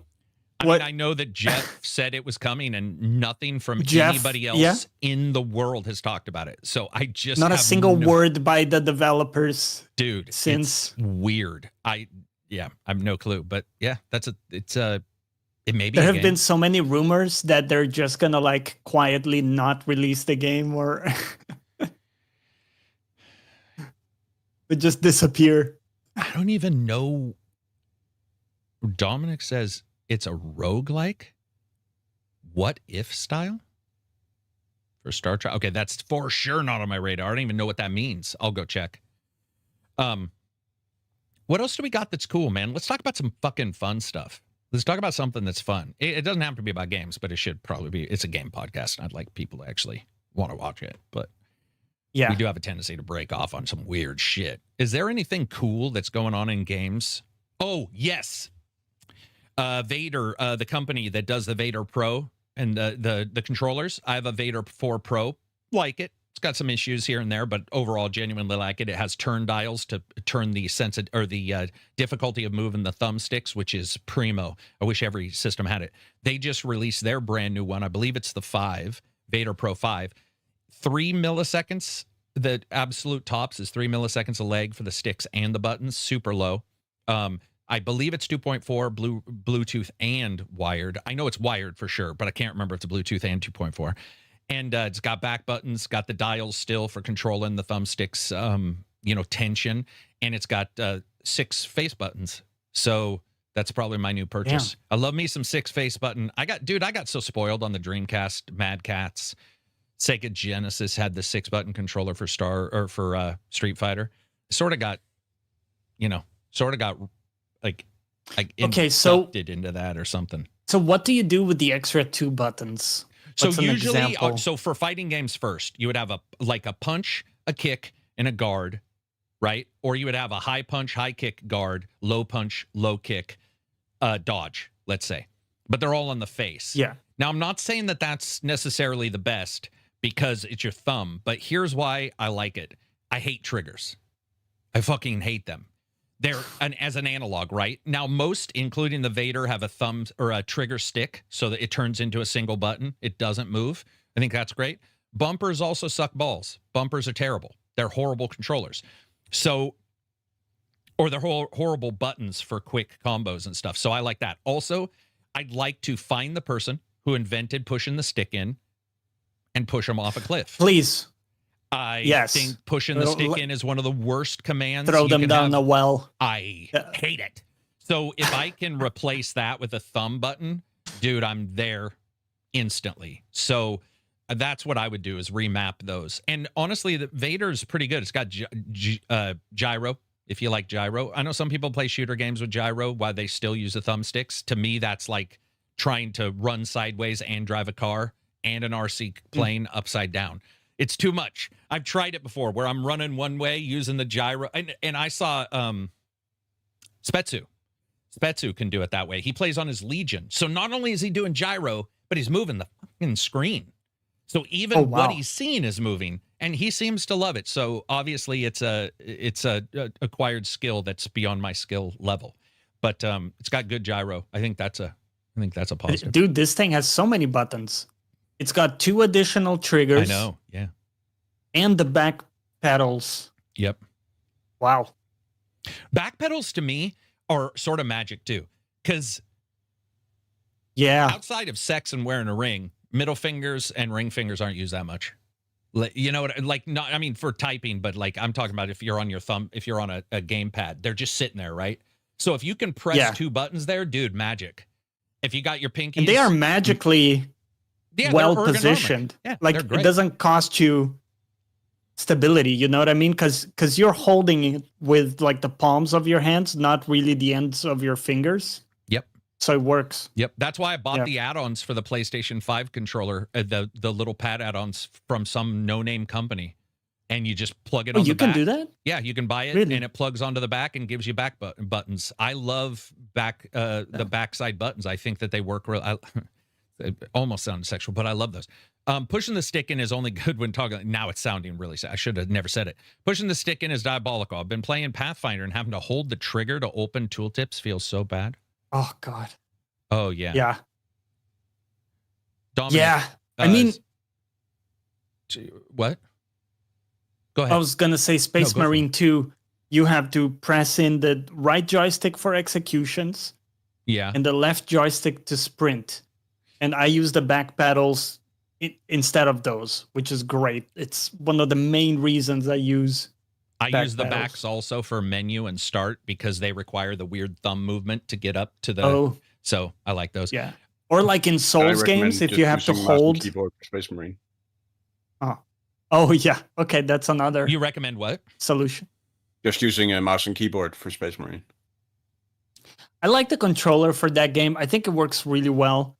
I go Again, both as ways long as on you that. have a I workaround. swing both ways. I Swing. like the keyboard and mouse for Space Marine. However, I really like the gamepad control on that too. Yeah. And I'm still old enough to where for some reason the gamepad feels like I'm playing a game more than the keyboard and mouse. I don't know why that would be, but there's something about it where I get it and I'm like, now it's a game. I also Which don't makes like no sense. I don't like parrying that much on keyboard because I'm already using. Neither do I. True. Yeah. Yeah. So No, but I use a with mouse with multiple practice- buttons, so I parry with my mouse. I parry with the Okay, mouse. Yes, yeah. dude.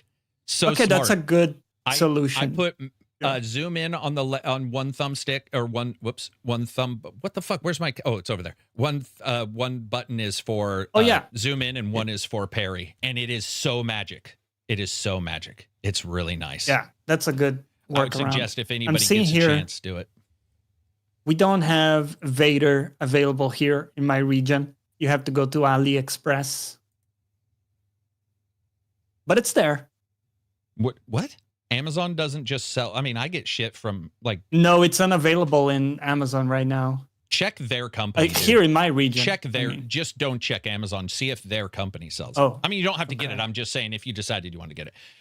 Dominic was saying something. He was saying, I was trying to type quick. It follows the show. This is for Star Trek. It follows the show, but allows you to make different decisions. What the fuck?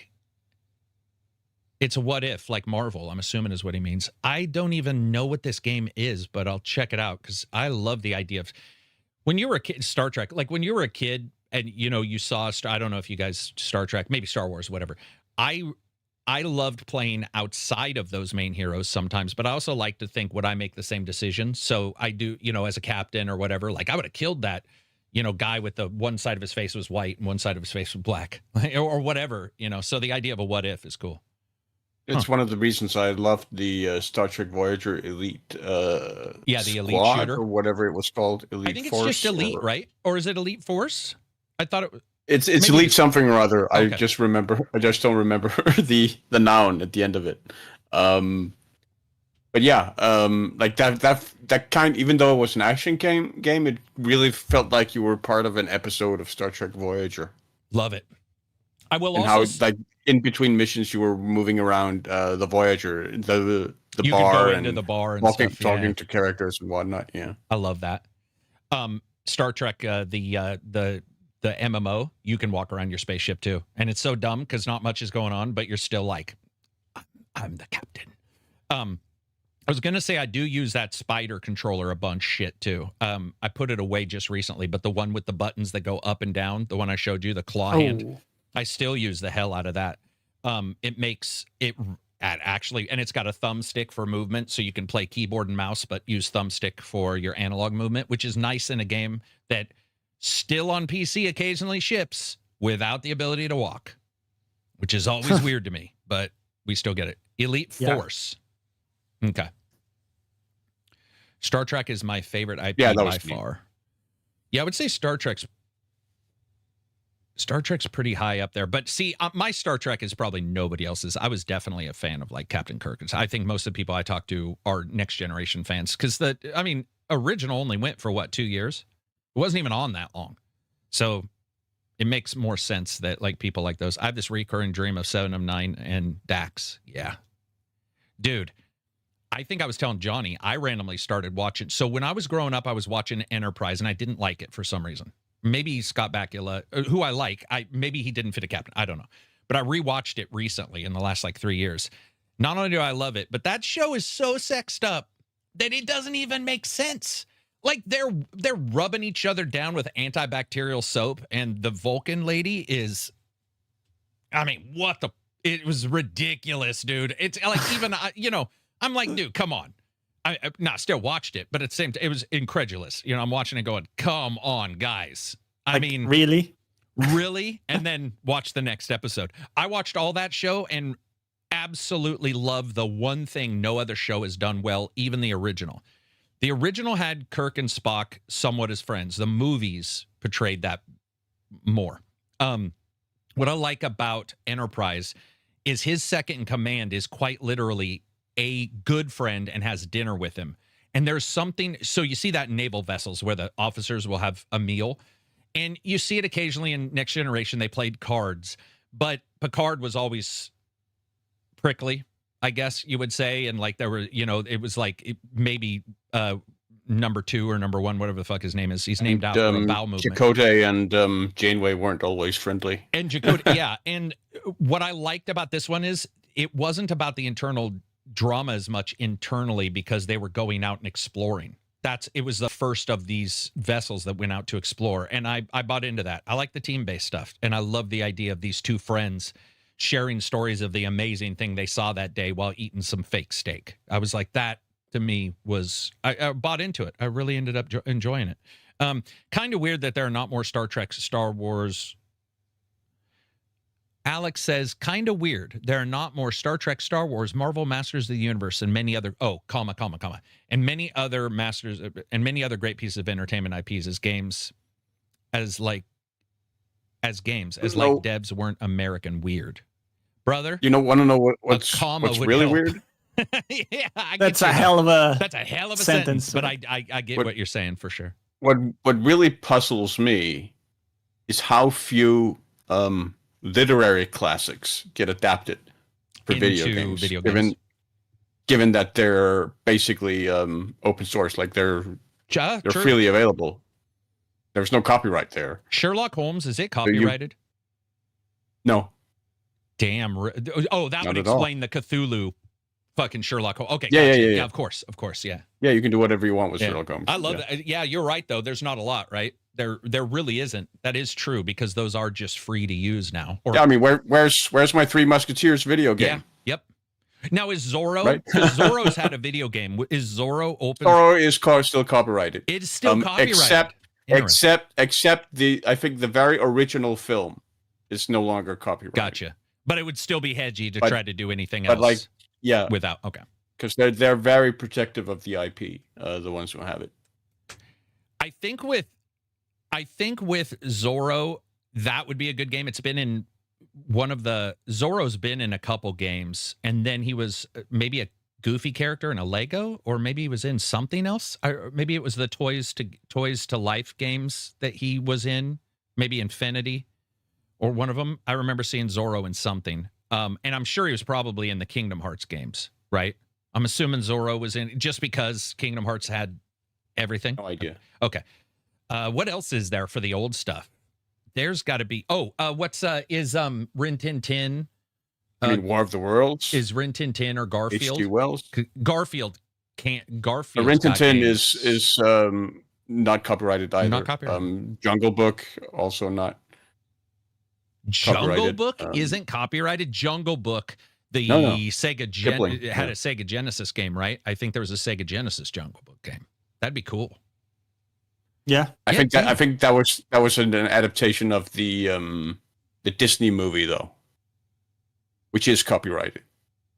The Disney movie, it was like Jungle a side along, like a copy of the movie, like the same plot point. Yeah, the same like art style and 20,000 miles under the sea. You mean 20,000 leagues under the sea? Treasure Island. Yeah. Ooh, Treasure Island. Yeah, also Treasure Island. I'm a sucker for Treasure Island, and I got to admit, one of my favorite shows of all time is a cartoon. That's the Treasure Island cartoon. It's got Michael J. Fox as the main character, I think, and it's space and airships. Came out a couple years ago. That's not Michael J. Fox. That's the Disney film Treasure Planet. Treasure Planet. That's what it wasn't Michael. Okay. Oh, Michael J. Fox was Atlantis, right? Wasn't he the one who Yeah. did? Yeah, dude, Yes, I loved yes. Atlantis. I don't know why Claudia Christensen was in it too. I dig her. But yeah, I really did like Treasure Planet. I think that's considered a bad cartoon. I adore Treasure Planet as well, and I think loved it. Treasure Planet is such a great example of what you can do with adaptations, Yes, because exactly. so many people are so stuck up on the idea that adaptations have to be one-to-one, Right. Yeah. and I'm Someone really just mentioned- not there.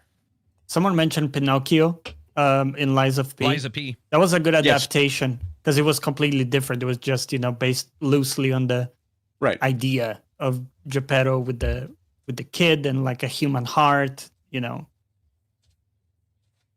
It's a good example there. Sorry, had to grab a pop. So talking about these, so Treasure Planet, But also, like the Count of Monte Cristo is Count of another Monte one. Cristo. Like revenge, I love revenge that. story. Yeah, I love that. adventure dude, if they story. could get Whisper Man to come do it, I know that he's considered not cool to like, but I loved him in Count of Monte Cristo is one of the best goddamn movies I've ever seen. It's so good. Dude, Yeah, and I so sort of good. like Ray It Pierre's. sadly ruins the ending from the book, though. The movie. Yeah, but I mean, well, yeah, it doesn't matter. Anyway, I liked it. Yeah, I get where you're going. But yeah, dude, there's a lot. I hadn't thought about that. The open IP stuff. God damn, why wouldn't they? That is interesting. I wonder. I'll ask a developer tonight. I'll just ping somebody and ask them if there's any thought process of why, because you could do a lot with Zorro. Oh, so that's what I was going to say. Count of Monte Cristo. I sort of like, the thinner, the saber, rapier, those kind of weapons, stuff like that. But when I saw that movie, I saw some of the fight scenes and Guy Pearce. I was like, it doesn't look like it's for me. And I'm going to be honest. I'm a young man when that came out, and the wife in it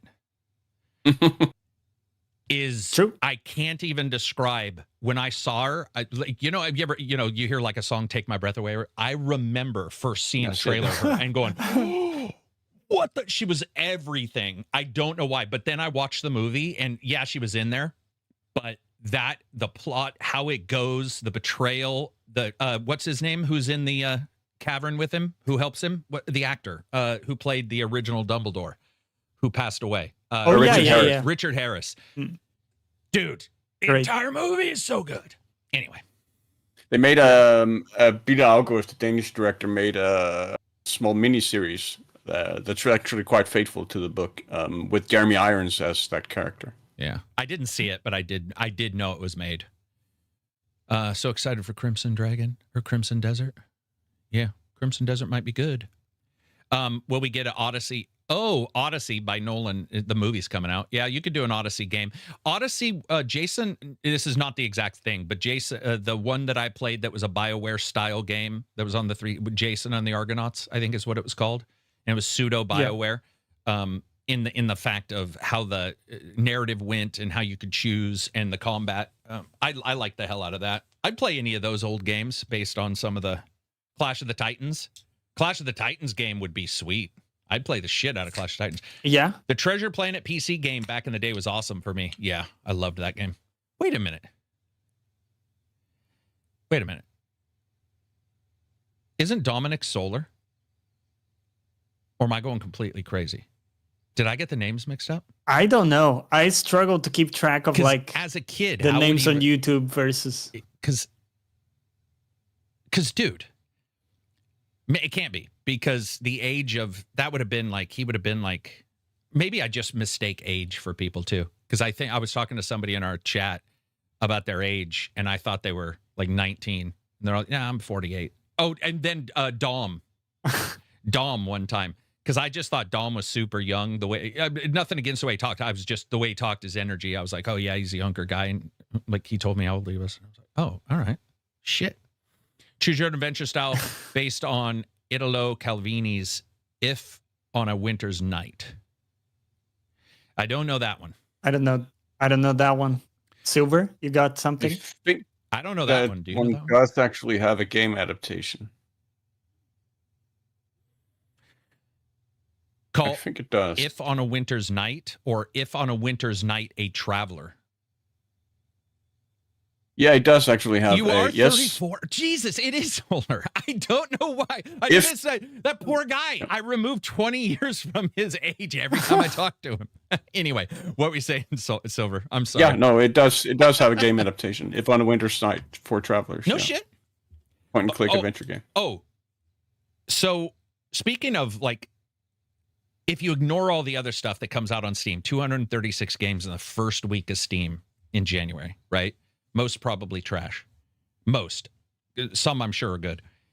The ones I love seeing are like the visual novel / choose your own adventures, like the vampire and werewolf ones that Reg and I play, and seeing those come back. Because when I was a kid, you would have the point and clicks. I don't know if you guys ever played like Gateway. That's pretty old.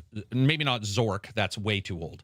But those sort of, you click, something happens, a little bit of stories told, and you just continue going on. And to see those come back and see them have like D&D character sheets in the werewolf one where you actually have stats, and those stats affect the narrative. The reason why I love this so much is because new gamers who want to make a game now with like Unreal, Unity, whatever, where it's easier to make a game, ignoring the AI thing for a second. I'm just really talking about like grabbing an editor.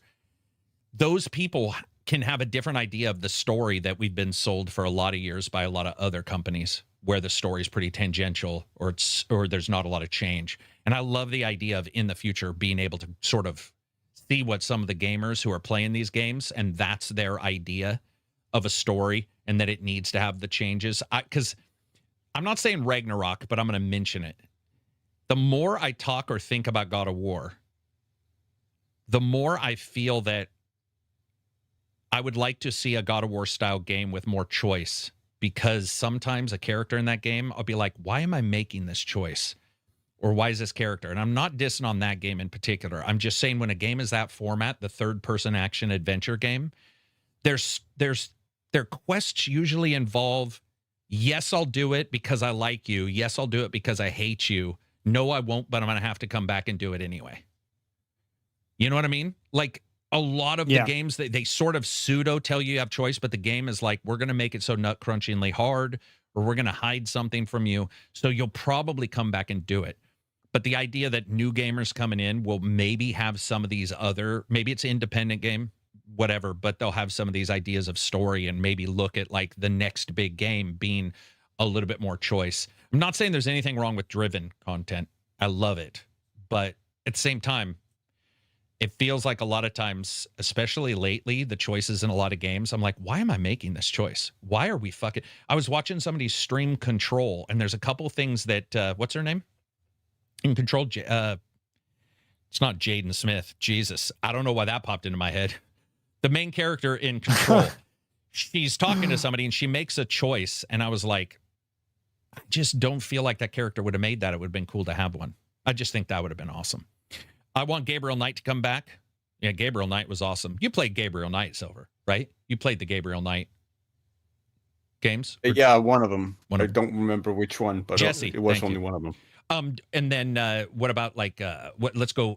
So what about the private detective one, Under a Killing Moon? The FMV game. The FMV games. Oh, so good. I think he made one less than that and Rex Murphy were the other Tex FMV Murphy. detective Right? games. Tex Murphy. Tex Murphy, yeah. yes, sorry. Yeah, they were so good. What else do we got? That was a fun aside. That was a lot of energy spent. Do we have anything else for games? I think that's about it. So I'm watching some cool shows. So I finished Startup. Love it. Adore it. Think it's one of the best shows I've ever seen. I'm watching for the first time ever Big Bang Theory. Opposite of all that, but still watchable, but very, very, very, very, very, very, very overblown to what I thought it was going to be. It's even shallow if you just came off of Friends. It's really it's so hard. It's like moment to moment. It's like they first learned MTV quick cuts. And it's the typical, I have an apartment here. There's a doorway with a stairwell and an apartment here. right? Like the Friends Yeah. copy paste that It is we've very seen. Very typical. copy paste. But I've enjoyed. I've laughed out loud a couple times. It's been a show, you know. But I struggle with the canned laughter.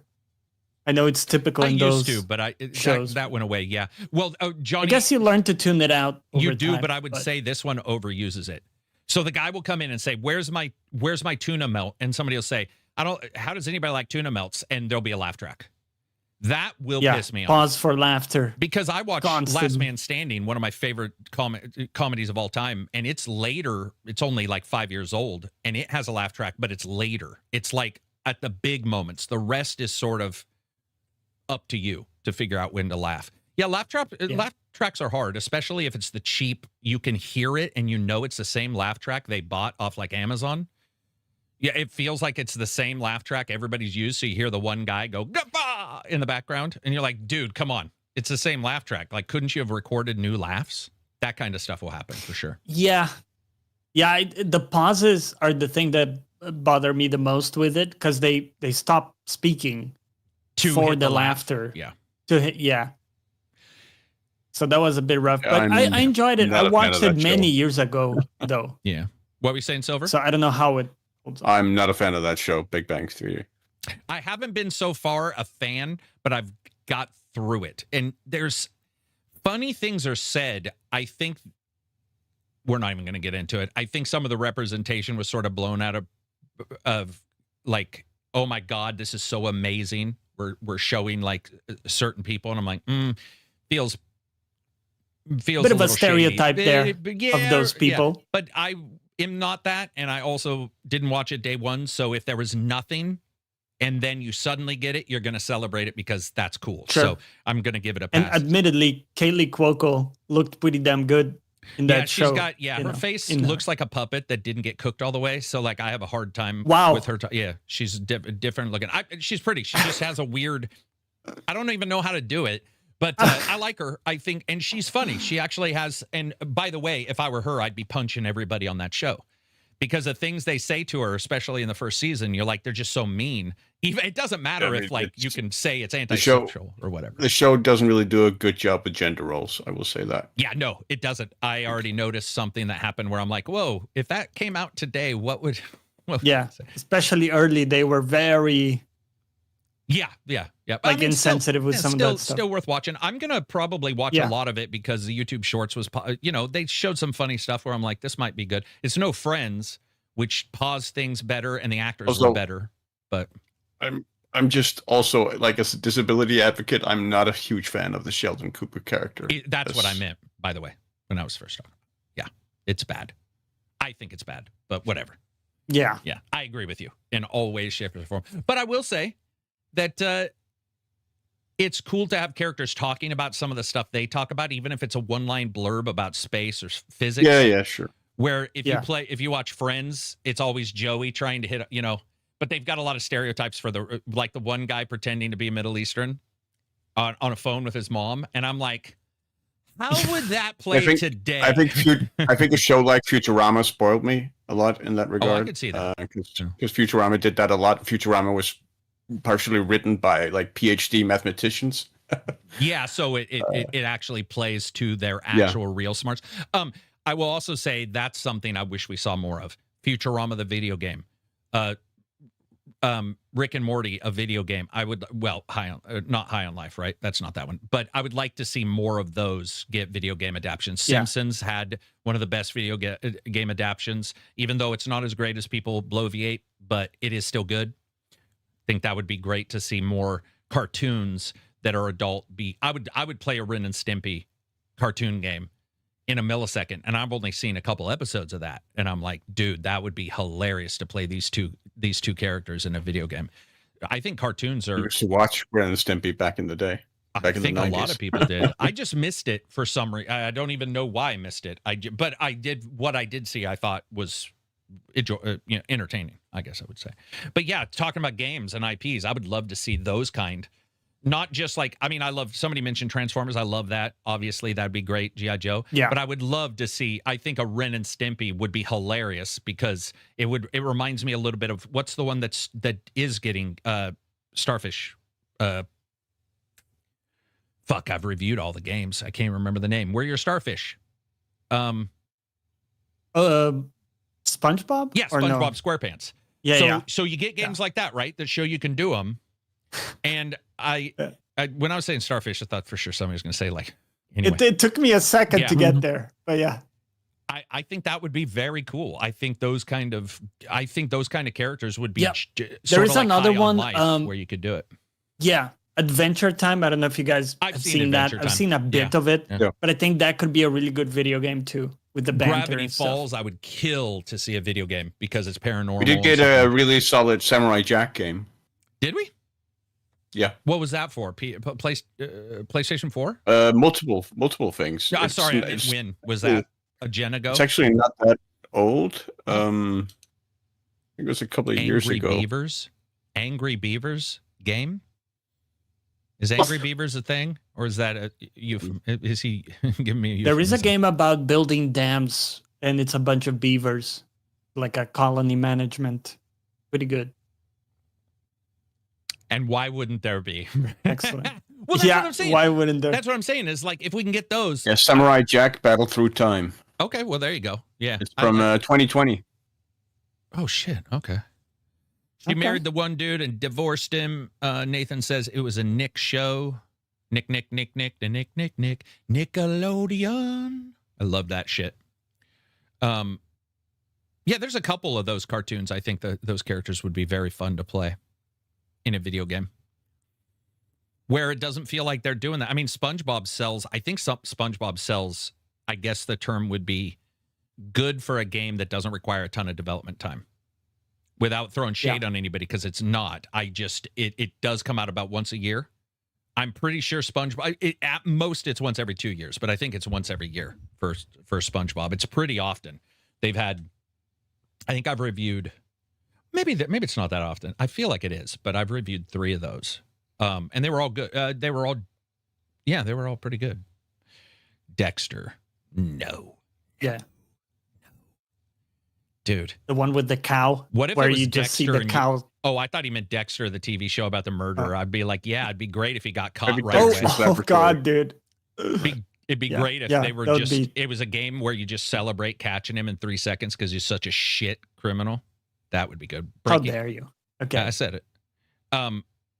Powerpuff Girls. Okay, now are we just saying cartoons?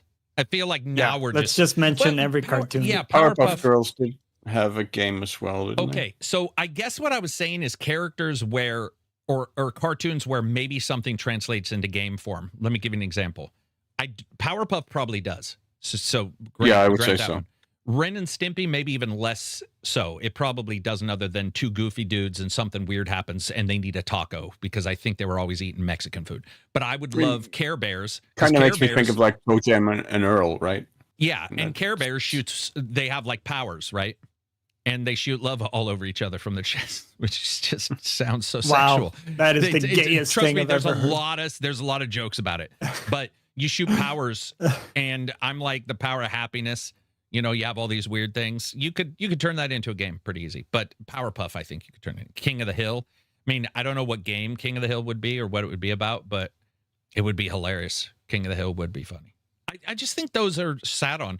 Maybe they cost too much because I bet you Simpsons costs $1 billion. Oh, yeah. You fucking imagine the IP cost of Simpsons? It's gotta be. Let me just get a license for a Simpsons game. The only games that probably get away with it. It's fun. It's funny that's how it is now because back in the day, Simpsons was freaking everywhere. Not only was it everywhere, but it was also greatly disliked because it was one of the first ones to like have the character talk back to adults. You know, my mom had to stop kids from coming to school with "Eat My Shorts, Man." You know, parents were just aghast with that being on somebody's shirt, and I'm like, trust me. You know, you're lucky it's not body fluids. Yeah, that was not a thing here, fortunately. Yeah. They got a license imported into Fortnite.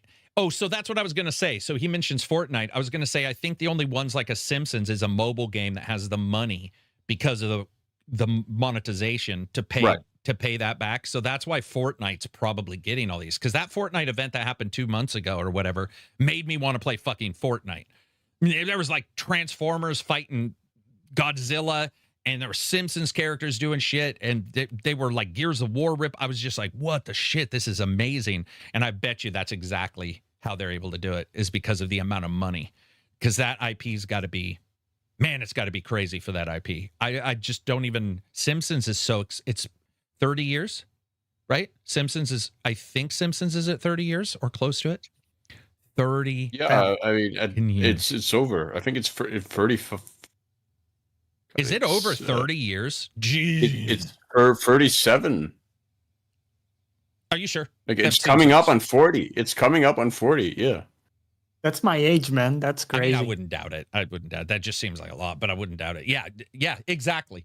There is a chance your dad and your mom got together to watch Simpsons, and you were created that night in season 1, Specifically, they were watching Simpsons. I mean, the Simpsons started, what, 88, 89? So, yeah, in 2028, I think 2029. So, because I remember I heard about it, I believe, in 92 or 93 when I was playing basketball with a friend. They wouldn't shut up about this cartoon. Because it started as the end of the other show, right? What's her name? The Tracy Ullman show. Tracy Ullman show, yeah.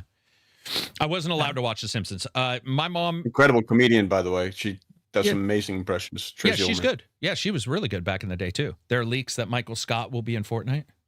Michael Scott from The Office? Or is that Michael? Who the fuck is Michael Scott? Yeah, Michael I heard Scott? that. Yep. From The Office. Yeah. You haven't seen The Office, have you? I've never seen a full episode of The Office. I've watched parts, but it was so insufferable that I couldn't make it through. It put you off? Well, it was. It's probably good. Like, I probably would like it. It's just you got to sit down. You got to be in the mood to watch a certain show. That show's got even more of a mood you need to be in. Plus, it likes to go serious with like relationship shit, and then, or you're not serious, but it likes to skew a certain way. It's just, and for whatever reason, I like it. I like the idea of it. I just don't. I haven't liked the. I wonder if you'd like it. How it came together. Because I thought about like trying to really recommend, really push you to watch it, because I liked it a lot, but I think it's very different than something like Parks and Rec, fundamentally. Because the main character is utterly incompetent, whereas in Parks, she's actually... Let me tell you, though, Johnny, you're right. In Parks, Leslie Knope is the joke, because she gets everything done. She's great. So she says no. She's nope just goofy. Is what it's about. Like nope, and she quite literally always succeeds and just busts through shit. So it was great. I will say why I want to watch The Office really bad. I like almost every actor that's in The Office. I just haven't liked The Office, but I even the girl, the Pam. Every single actor and actress. I'm like, and some bit parts where you're like, holy shit, they got this guy to come in.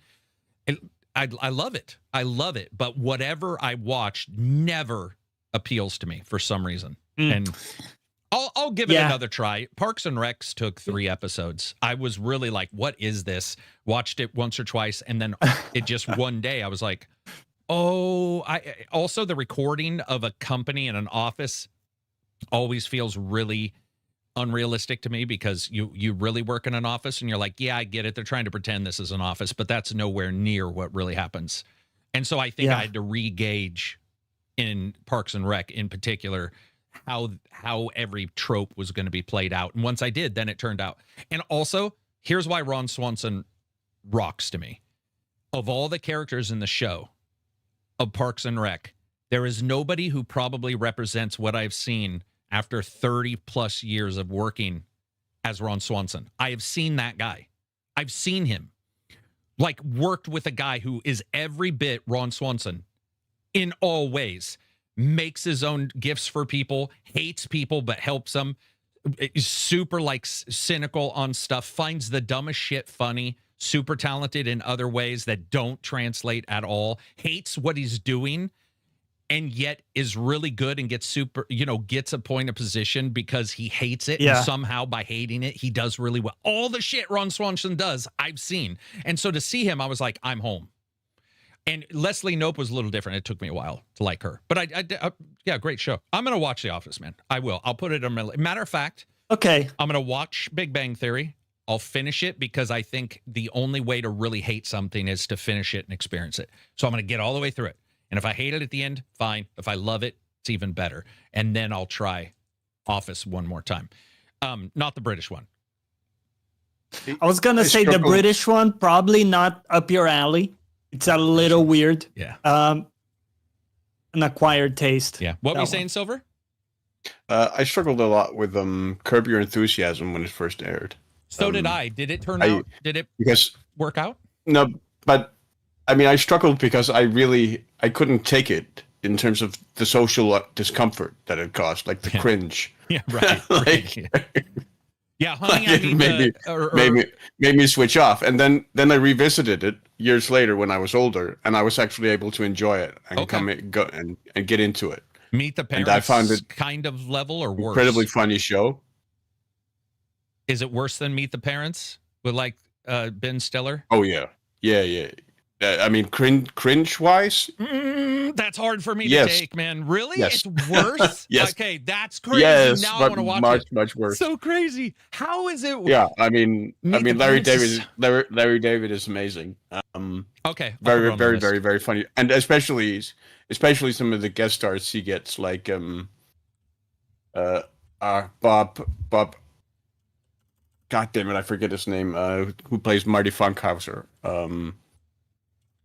Absolutely hilarious. So many, like, it's just that show. Also, how it sort of reinvents itself from some of the seasons, where one season is him doing the producers with Mel Brooks, another season is him doing the revisiting Seinfeld with Jerry and all the others.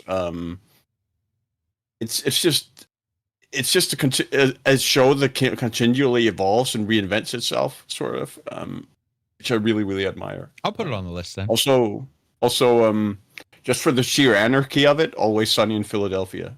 Very funny show. Yeah, I've liked what I've seen of that. I haven't sat down to watch it fully, but I've liked it. I've also liked Danny DeVito is just yep, brilliant. He's awesome. I also liked Community. I watched 1 or 2 episodes of that and was like, oh, I think I like this, but I just haven't got a chance to return to it. Brunch with Rob, $10 super chat. Happy Friday. Gaming and hot soup weekend. Oh, 35 centimeters of snow forecasted Sunday with a big East Yeah, it was Coast Einstein. storm. Bob Einstein. Stay warm. I couldn't remember if it was Einstein or Eisenstein. So yeah. Hot soup weekend. Soup is, I don't know. Well, big snowstorm, cozy soup, indoors. If you had to pick one soup that reflected you as a person, what would that soup be? It's probably chicken soup with a bit of greens in it, So just enough to generic claim as that shit there are soup. greens. Reflects pretty, Johnny. Yeah, I'm just joking. Pretty much. With some greens? What's a green? Like, what do you mean? Throw some like a bit of carrots in there and other indistinguishable veggies, just to claim that there are veggies in. You throw carrots and then you're good to go. into chicken. You steam you cook them in the chicken soup so they get soft and you eat them, or do you just throw raw carrot? Oh, okay. So like first you would sear the chicken to get some flavor on that, put it away, and then you boil some veggies with like what's it called? Stock, just get some flavor in there, and then you put the chicken back in. What's the greens though? Because carrots aren't green. Or are they called greens? Yeah, like coriander you can throw in there. That type of stuff goes pretty well. You know what I thought you meant? I used to call them when I was growing up the little, I think people call them leeks, but the white onions that are long.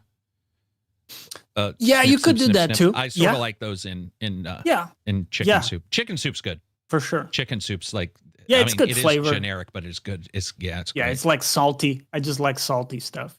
So It's nice comfort food. It is. It is. Do you know the best soup ever in the world that is just I want it banned? I think it's a war crime, but it's tasty. But anybody else is like a cheese and broccoli, soup. I love it, but when you smell somebody else eating it, it's like when somebody eats garlic and it tasted good to them, and you're like, dude, seriously, leave the room, never come back, ever, never come back. Dig a hole, bury yourself. You're nasty. But man, cheesy broccoli soup is fucking good. I'm trying to think of one that like Potato soup. Potato soup's good. Yeah, weird. Yeah. Weird, but I like it. Mint was sprinkled with minced leeks and bacon on top. I mean, bacon. yeah, I'm not that into Anything with soups, bacon. honestly. Either am I. I think Either am I. something That's- like yeah. a stew. You know, if you No. do like We're a talking steak soups because stew is a cheat. Yeah, I agree with that. I Yeah, it's totally a cheat. agree with you that like, but I'm talking about just soups. Like I sort of meant like, what Yeah. would you be able to? Because soups are weird, I right? think I only have them when I'm sick, dude, and I'm sick very rarely. Me too. So like, yeah, yeah, soups are weird, right? Because you don't. Soups are. I always want something more than water that tastes slightly like something that's laid in it for an hour. I want like some tangible. noodle dishes can be put, like ramen with some soup in it is fine, but then I would consider I'm eating ramen, So not do you know soup. what we would do, dude? We would go, you get Campbell's or any type of even a better soup, whatever. But we would do the thing where you only have the juice and the soup from one can, but you get the noodles from like 6 cans. So that shit is basically noodles with a little bit of soup. And I remember my mom came home one day and she's like, you guys ate 6 cans of chicken noodle soup? And then she looked and we had just poured all the other broth out, only like cooked just enough so that the top of those noodles didn't get like dry or whatever. And it was just a bowl of starch. Oh god. Probably why I had weight issues all my teen years. Asian noodle soups like ramen. Yeah, ramen are good. Soup and grilled cheese. Yeah. Just soup, lentil soup, potato leek soup. Spicy soups are good. Chicken noodle soup with tapatio is weirdly really good. I've become addicted. One of my friends was caught me when I was sick, and I was like, I think I told him I was going to have soup. I was probably lying at the time to shut him up because he was one of those guys that always tried to tell you, go outside and walk around a stump naked, and that'll heal your cold. But he did say that chicken noodle soup with tapatio or a hot sauce was helped. It did. It was actually really good. A little bit of tang in the chicken noodles, always helpful. Tomato soup's also good. Tomato soup's good. Yeah. In what's the term? Measure, because moderation. too much tomato soup makes my stomach hurt. Probably the acidity or something like it. Yeah, it is a bit. And Yeah, I dude, mean soup's just hard. one bowl will do. But Yeah. I think that's true for most soups. With a in beer, my case. it's really hard to eat soup without Oh, looking dude. like you're a Viking and you just slayed a dragon. I'm telling you, I don't know. I told my wife, I'm like, am I 7,000 times more clumsy? Because I'll even like skip my beard and do the thing where just the rim of a you're pop going will like- hit my mouth. I'll drink eggnog and I'll be like, okay, that for sure didn't spill. And then she'll be like, dude, you've got eggnog all over your face. I'll be like, the fuck? That's impossible. I made sure that I used a it's either straw. old age- Exactly. That's exactly right. How the fuck is it on my face I used a straw? It will find a way. I'm going to tell her that tonight because that encapsulates my entire experience with eggnog in the last 5 years, where it's just like, I don't know what's happening to me. Like, I'm not shaking. I don't have a palsy of some kind, but I cannot eat or drink anything without it just getting everywhere. The broth is the most important part of ramen. I don't Broth. know. I don't know. I like to mix them though. I'll get like all the seasonings from different ones and mix them together. I sort of like a Holy. yeah. That is Also, a health not hack. Vietnamese I'm not pho a soup. freak, but what'd you say? Like Minestrone? rice Oh noodle- yeah. Vietnamese pho rice noodle soup, also really good. Yeah. Yeah, no, not the fish stuff. Yeah. That's crazy. I'm not a maniac. Nobody's having, dude, Yeah. shrimp top ramen we used to give away, and even the people that we give it to would be like, no, man, I ain't eating that fucking stuff. By the way, I'm joking about that, but I seriously I did think not shrimp, like shrimp is the most defensible out of all It's the most seafoods. defensible. No, you are right. Lobster soup is really good. Mm. That's my answer. That's my answer. I'm stealing Johnny's answer just a sound. Yeah. I don't know if I could ever choke down anything called lobster soup. We used to eat clam chowder when I was a kid. We used to have it forced on us. And that shit was like snot with some seafood in it. I feel bad for the lobsters. I feel like they're big enough to almost be sentient. Almost be a monster, right? They're almost There a have monster. been too many cartoons of sentient lobsters. That's true. Yeah. Dude, I think there's a high chance, especially you guys know how long lobsters live. It's fucking freakish. They live for a long time. So it's like, in a weird way, I also don't like it for that. Like a transient animal, you know, just a couple years or whatever. I'm like, okay, but this lobster's like escaped death. He's 30, he's 40, he's 50. The old lobster that's probably got a lot of lobster knowledge to pass on to others, and then some jackass with a fucking lobster pot gets him. Jeff Bosman, which amounts to... What'd you say? No, go on. 5268, $25 super chat. I'm late, but wanted to show some love. Can't wait to listen later tonight. Trust me, it's worthless. We've been talking about soup. It started with soup. It ended with... I'm just joking.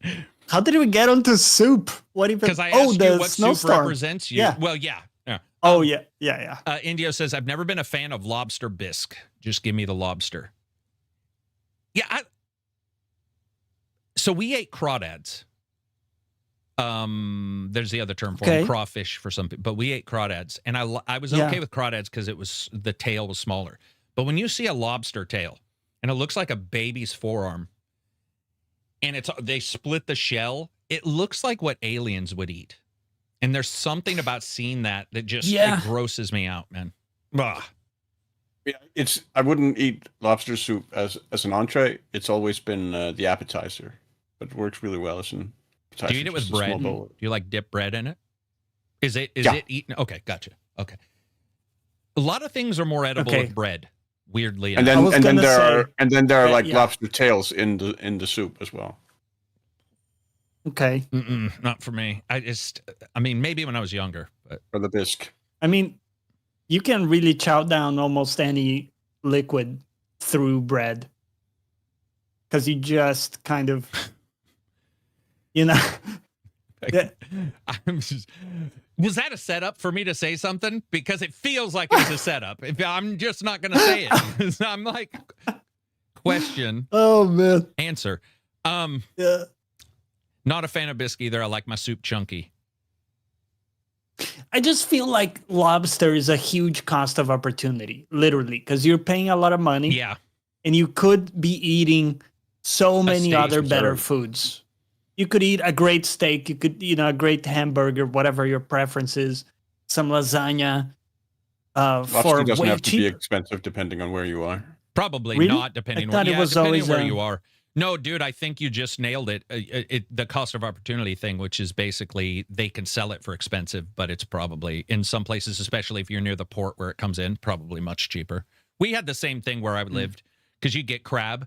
You could literally get a ton of crab for super cheap if you were right there. But then the moment it hit the market, it was ridiculous because my dad sold it. I literally sold it for the first 5 years of my life. Working at the front of the fish stall, you would sell crab and you'd see that crab going for an insane amounts, but you knew that what it cost coming in. So, also to clarify, the lobsters I had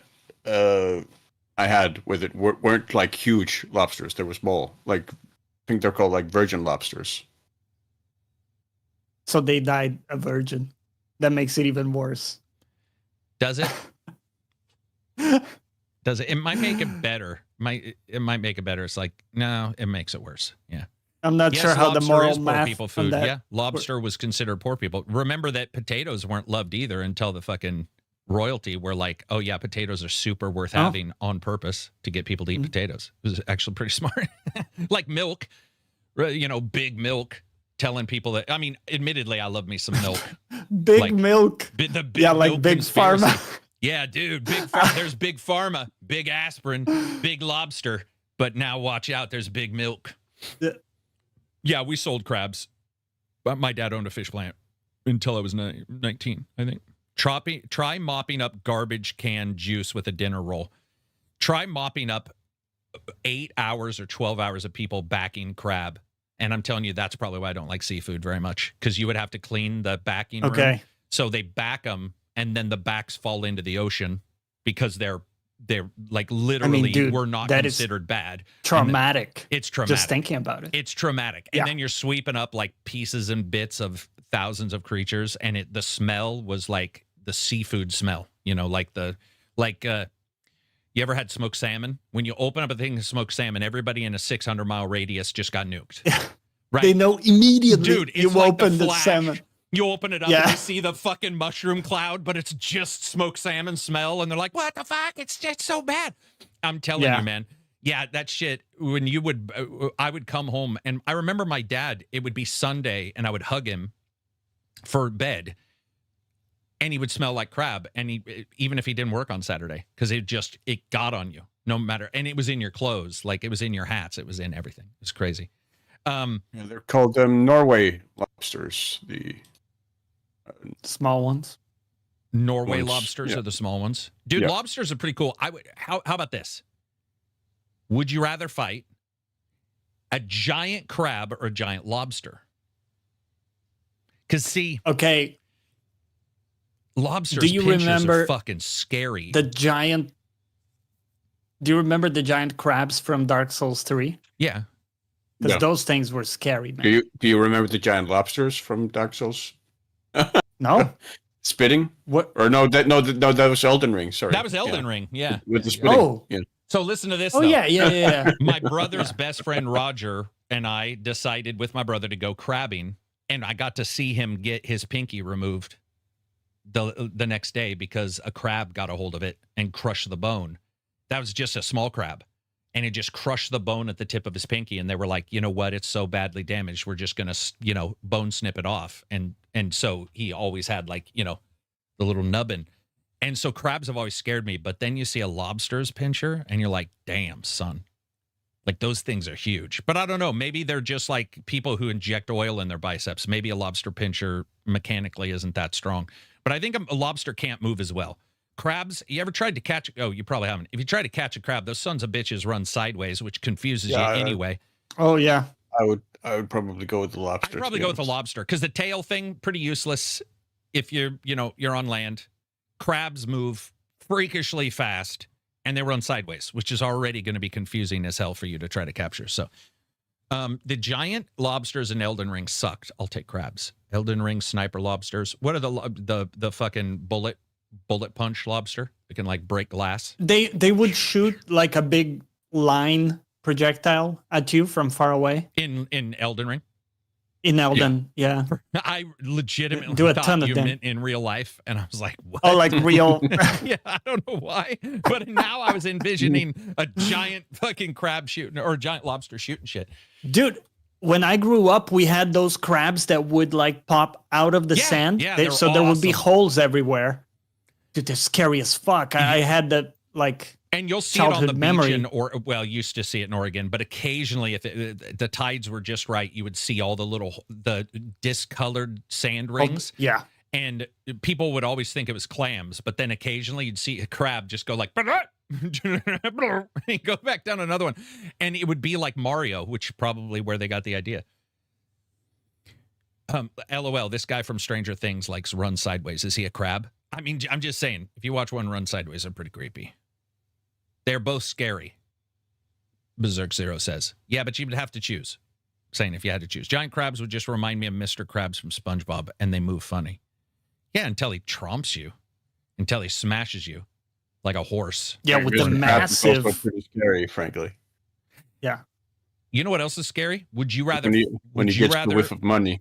If you had a gun with a single bullet, and there was a rampaging bear or a rampaging moose, which would you rather face? Oh, the bear. Me too. I think I've been lied to by YouTube Shorts, but what I'm seeing on YouTube Shorts with the moose...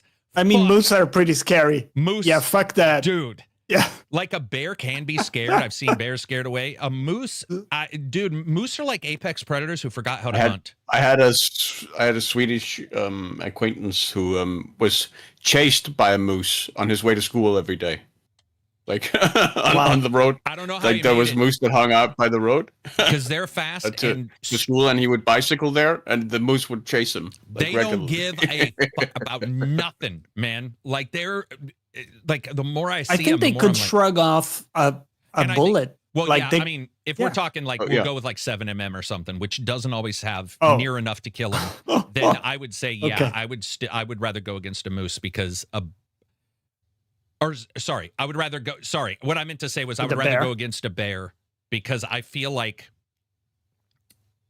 I'd be able to figure something out with the bear. Well, isn't the moose like all? The bear is also more liable to finish me quickly. God damn, that's true. Oh. Right? Wow. Where the moose would probably just tromp on you and laugh and chortle and whatever sound they make. I'm going to go with that. And they're just kicking the shit out of you. And dude, and also like you see those moose where they're, they don't even have horns. They've just got giant clubs. They look like a baseball glove that's like 6,000 times too big of pure horn. They're scary as shit, man. Yeah. That thing's a tank, dude. Yeah. Yeah. Even a polar bear. No, polar bears are one of 3 animals that eat humans on purpose. Like actually go and hunt. Polar bears scare the shit out of me because those guys actually hunt humans. They're always fucking hungry too. I mean, if you were a polar bear, and you saw a person, dude, you'd be like, "Fuck, this is." And I'm eating whatever I can. Is if you saw like Usain Bolt, right, who runs insanely fast, that bear trots to catch up to him. So you drop Usain. So let's say you have like a game show and you're like, Usain, you'll get like $6 million if you live. Especially when you're running through snow. In the Antarctic. He's going to. Yeah. Oh, true. I forgot. Yeah. Bad traction.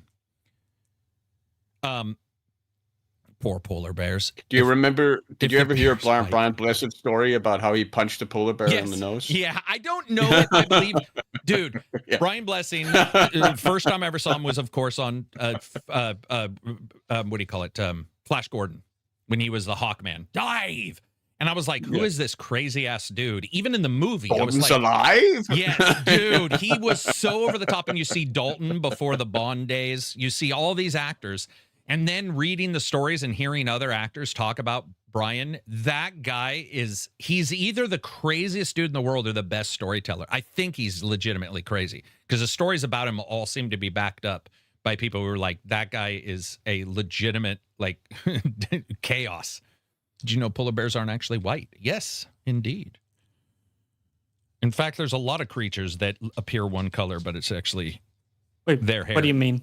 I've been lied to by if you pluck their hair, it's not white. They're fur. There's a lot of yellow there. I should say fur. Oh. Yeah. Also. Yeah, because it's like a little, sort of like little tiny reflectors. But what's weird is if you get so one of the things that's confusing is if you get a polar bear and you put it like in the dirt, it'll still be white. So it's not just that they're mirroring the snow, which is what a lot of people would say. Interesting. You can hypnotize. Why are we turned into nature facts somehow? You can hypnotize a lobster by gently rubbing its back shell and just behind its eyes. Can you guys believe that somebody was like, somebody caught a lobster, right? And their wife's like, we haven't eaten in months. Let's eat this. Is that hypnotizing it though? Can let's you like hypnotize it? Give it instructions while you're doing that, and then it'll obey them when it comes out of it? That'd be amazing. Like, yeah. You are a chicken. You are a chicken. You're a moose, and you can kill anything. Put it down. All right. Do we have anything game related before we wrap that? I don't know what fucking happened. We turned into a nature documentary.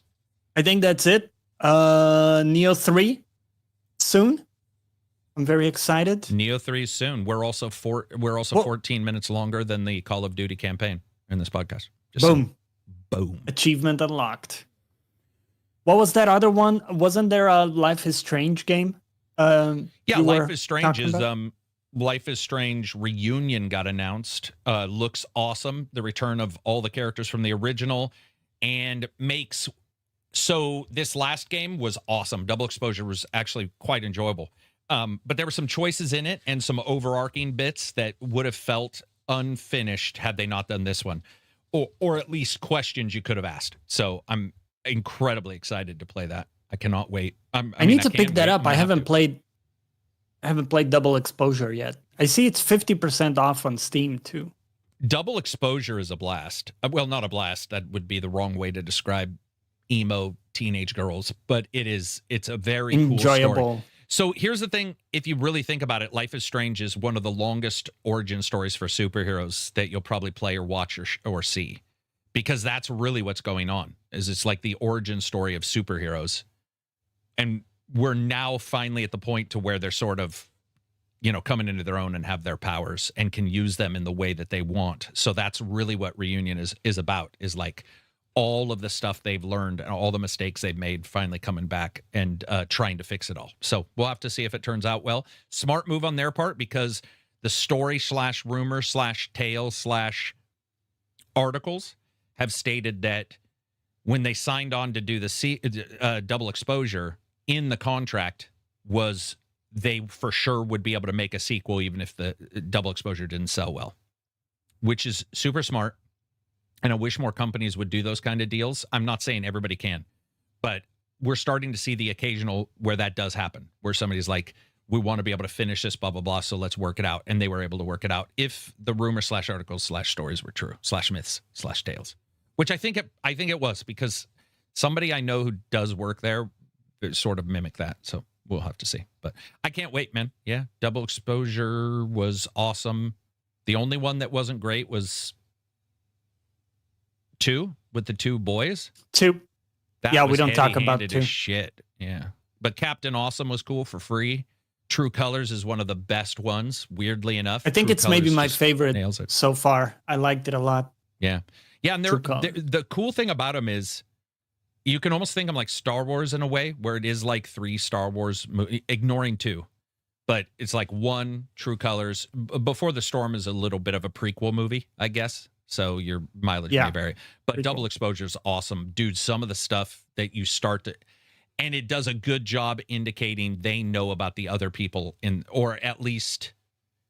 So in the original, it's all about one character may have or does have a power, and then how that is handled. And it's more about trying to be secret and hiding. And then you see True Colors, which is a little bit more out. And then you get Double Exposure, which is even more so. So yeah, I cannot wait, man. And dude, they're 2 cool characters. They were selling the idea that you could be a romantic interest and stuff like that, which is fine. You know me, I don't really track with romance in games, but I do track with friendships, and I do absolutely think that's where the strength of those games are. Is for even in True Colors, which is a side joint. True Colors is a side story. Fucking phenomenal. Well, 50% off. Perfect timing to I pick just that up. streamed it in the chat, and Check it out. I think Kig watched almost all of it. It's honestly, I said fun, and I really did mean that, but not in the fun sense. It's just entertaining. Very entertaining for others to watch too. All right, what else do we got before we wrap it up? I want to thank everybody for showing up. We appreciate it, and we're trying to put a little bit of a tiny bit more of a schedule, or what would they? I would call Structure? it itinerary or structure, but that would be a lie. Yeah. Right? We already messed it up. It is like those to itineraries do a where you little have bit a rough blueprint, but you end up in Narnia still. Yeah, we're always in Narnia. What we do is fake we're not there, and then we go outside, and you're like, oh, this is just a normal looking house in Narnia. That's sort of the podcast. And I'm doing that because like Fighting Cowboy came on, and the occasional person that might come on, it's a little easier for them, but also because there's been times where we've missed out on something because we've been we're trying to do science at the end and this kind of discussion, but we're not your normal podcast. So if you do, we're not going to read the news ever. It's not going to be like that. I want to die if we get to that point. I'll end the podcast. It would be horrendous to just sit here and be like so many others, but so it'll still go sideways, but we're trying to make sure we also get to all the questions and stuff. By the way, there's questions that come in late. Give me 1 second. Let me make sure we've hit I want to make sure we hit the questions. Let me check Telegram. Oh, shit. And let me check Twitter, because I do have a tendency to miss Twitter.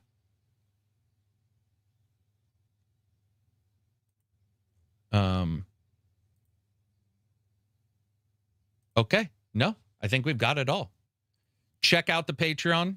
I absolutely would appreciate it. It helps the channel, and it's a cool place. We are a bit restrictive on some stuff, but I think it's pretty cool. I don't know. Maybe it's not. Maybe it's a terrible place. Is it a good place, Johnny?